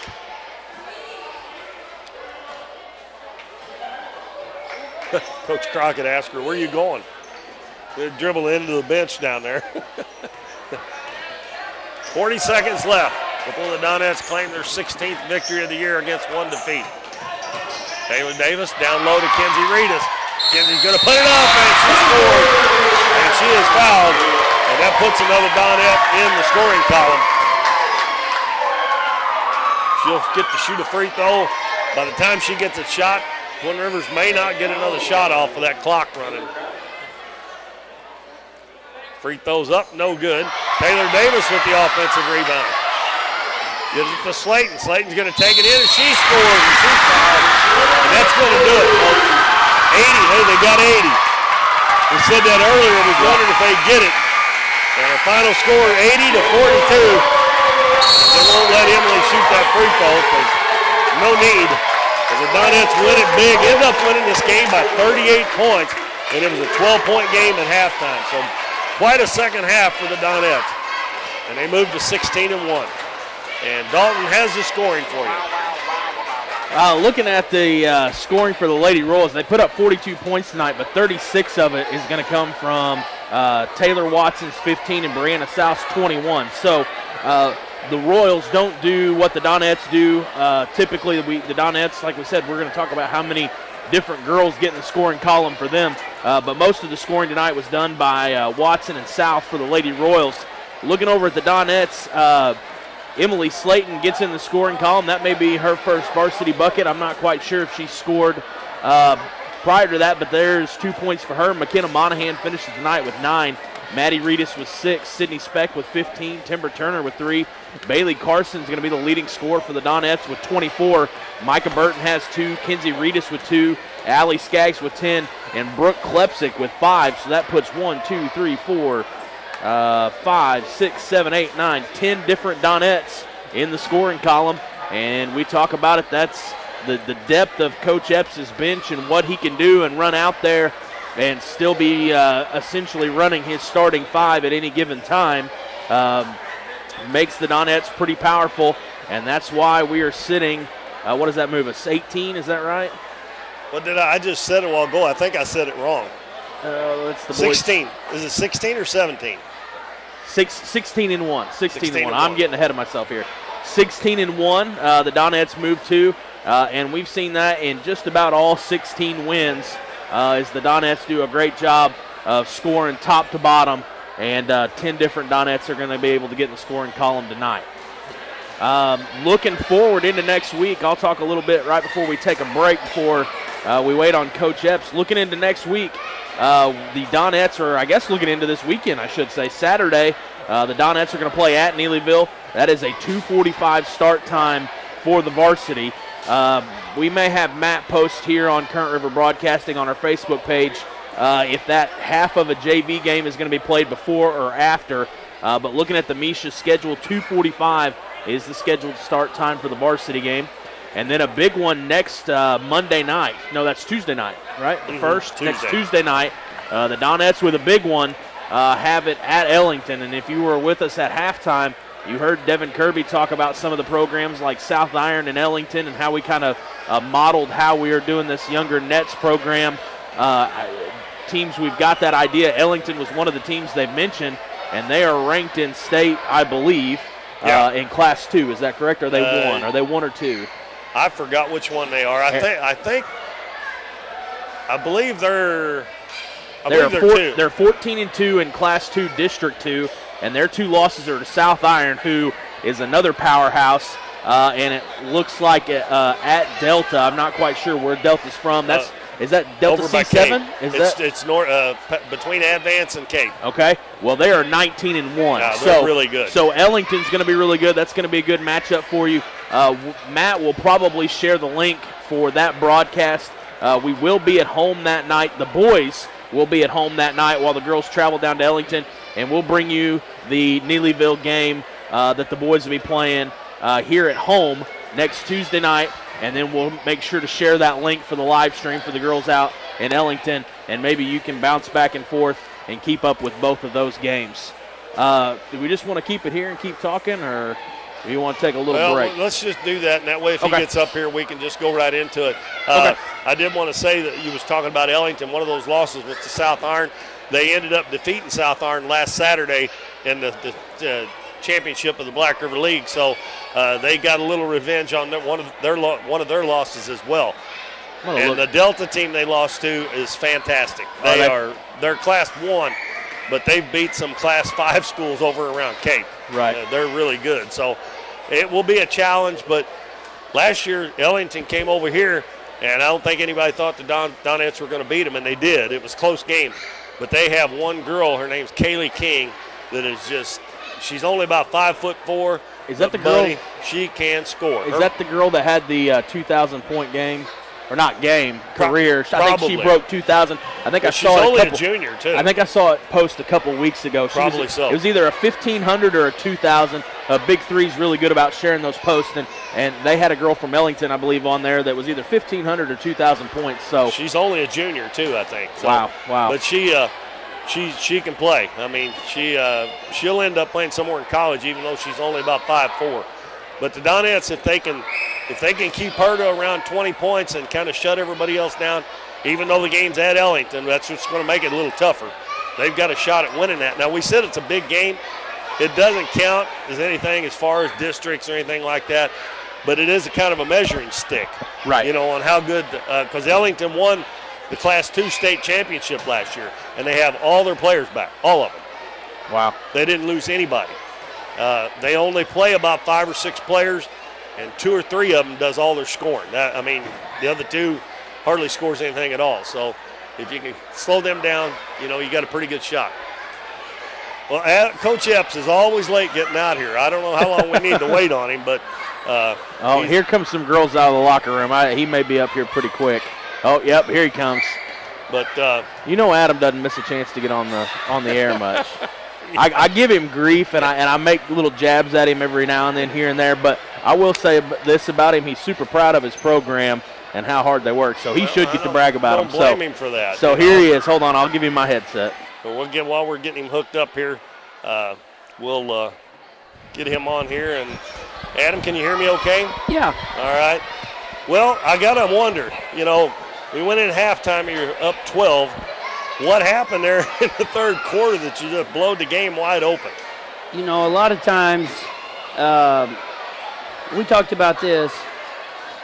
In sports, basketball, whatever, you're going to have adversity. Okay, you're not measured by the amount of adversity you get. You're measured by how you respond to the adversity. In the first half, we're worried about the referees.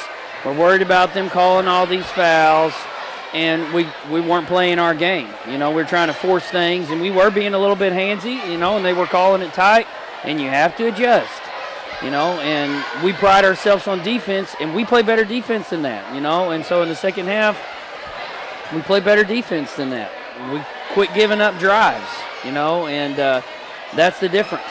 At 10, we couldn't stop 10 all night long, and she's a great player, and I respect her a whole lot because somebody that's going to come in and not be scared of you and not back down and take it right at you, I just kind of like the way she plays. Not very big, but she wasn't scared about going inside, huh? No, she's tough, and I've been watching her play for 4 years, and she just is tough and never gives in the whole entire game. So props to her. Even though the first half you were getting a lot of fouls called, you still had 41 points at halftime on offense. And it didn't seem like to me that you should have that many as the game went along there in the first half, but you did. Yeah, and we missed a lot of easy ones too. And they were doing a bunch of junk, and we talked about that. They're going to do a box and one. They're going to do a triangle and two. They're going to do all this kind of stuff. And we just got to play. And if you're sitting about what are we supposed to run, their job is done. They did what they were supposed to do. And we were a little hesitant in the first half, and we scored okay. But, we just got to be better defensively for 4 quarters. But I was real proud of our adjustments in the second half. Well, that moves you to, what did you say, 16-1 now, Dalton, right? Okay, well, you got the game Saturday at Neelyville, and that game is at 2 o'clock, right? Yeah. And you said something about somebody said something about a half of JV. Is that what you're going to do? I'm pretty sure. I think that's what they've been playing all year long. Sometimes you don't know till you get there, but I'm pretty sure it's going to be a half of JV first. Okay, well, is that the last OFC game that you got? That's our last OFC Clearwater game. doesn't have a team this year. That's right. So that means 2 teams will get a bye in the tournament on the girls' side, right? Correct. Okay.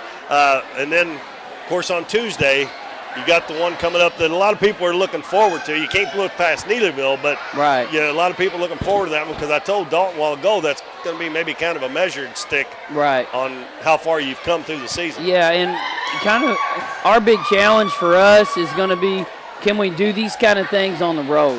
Mm-hmm. Can you do it? Because we're not going to play the biggest games of the year in this gym. We're going to play them in somebody else's house, maybe on their home floor. And you still got to be able to play this way. So that'll be the true test of us is what do we look like on the road Tuesday versus Ellington. And then we go to New Madrid on Friday, who, they've been a competitive team and been playing some people close. So the Madrid game is on Friday? It's on Friday. And we picked it up kind of because we figured we would be getting a bye on Saturday, and not playing. Because then you play Tuesday and then you don't play again until maybe the next Tuesday. And this time of year, you want to be playing games, not practicing a whole bunch. Yeah, I know. I talked to Coach Cagle last night. They were off from last night until from night before last until next Tuesday, which kind of this time of the year is kind of odd unless you have sickness or a staff's got to school or something. Okay, and the seed meeting for the OFC you think is next Wednesday? Yeah, it's Wednesday. So, and the tournament starts next Saturday, That's right? So, yeah. Okay, well, there's only a couple days in between there. So we'll find out next Wednesday evening then how things go. But if you win the Neelyville game, you got first sewed up. Right, and we would be the regular season conference champs too. So, and that's a big thing. A lot of people don't think about that. They only think about the tournament. Yeah. I mean, but kind of to me, the conference championship is big because it ain't how you're just playing for a couple days. It's how you played all year long. So, well, we won't see you again before you play. It'll be a while, won't it? Yeah, 14th I think is the next game we got. Sykeston. Yeah, that'll be a big one. That one, and then you got Saxony Lutheran at home about a week after that, I think, too. Yep. So you got some really tough ones coming up, but that's what probably we need. want. That's what you need. All right, well, Adam, congratulations on the win, and good luck until we see you the next time. Thank you, man. Appreciate it. That's Coach Adam Epps. The Donettes win it big here over, I think the score was 80, wasn't it? 80-42. It says 76-40 there, but I believe it was 80-42. But big win for the Donettes over Twin Rivers. So until next Tuesday night when the Dons will take on the Neelyville Tigers, Tuesday night. And that's an OFC game for the Dons, and that's a big game too because that might get, if they win that, they'll probably get at least seeded second. So big game tomorrow night, East Carter and Greenville.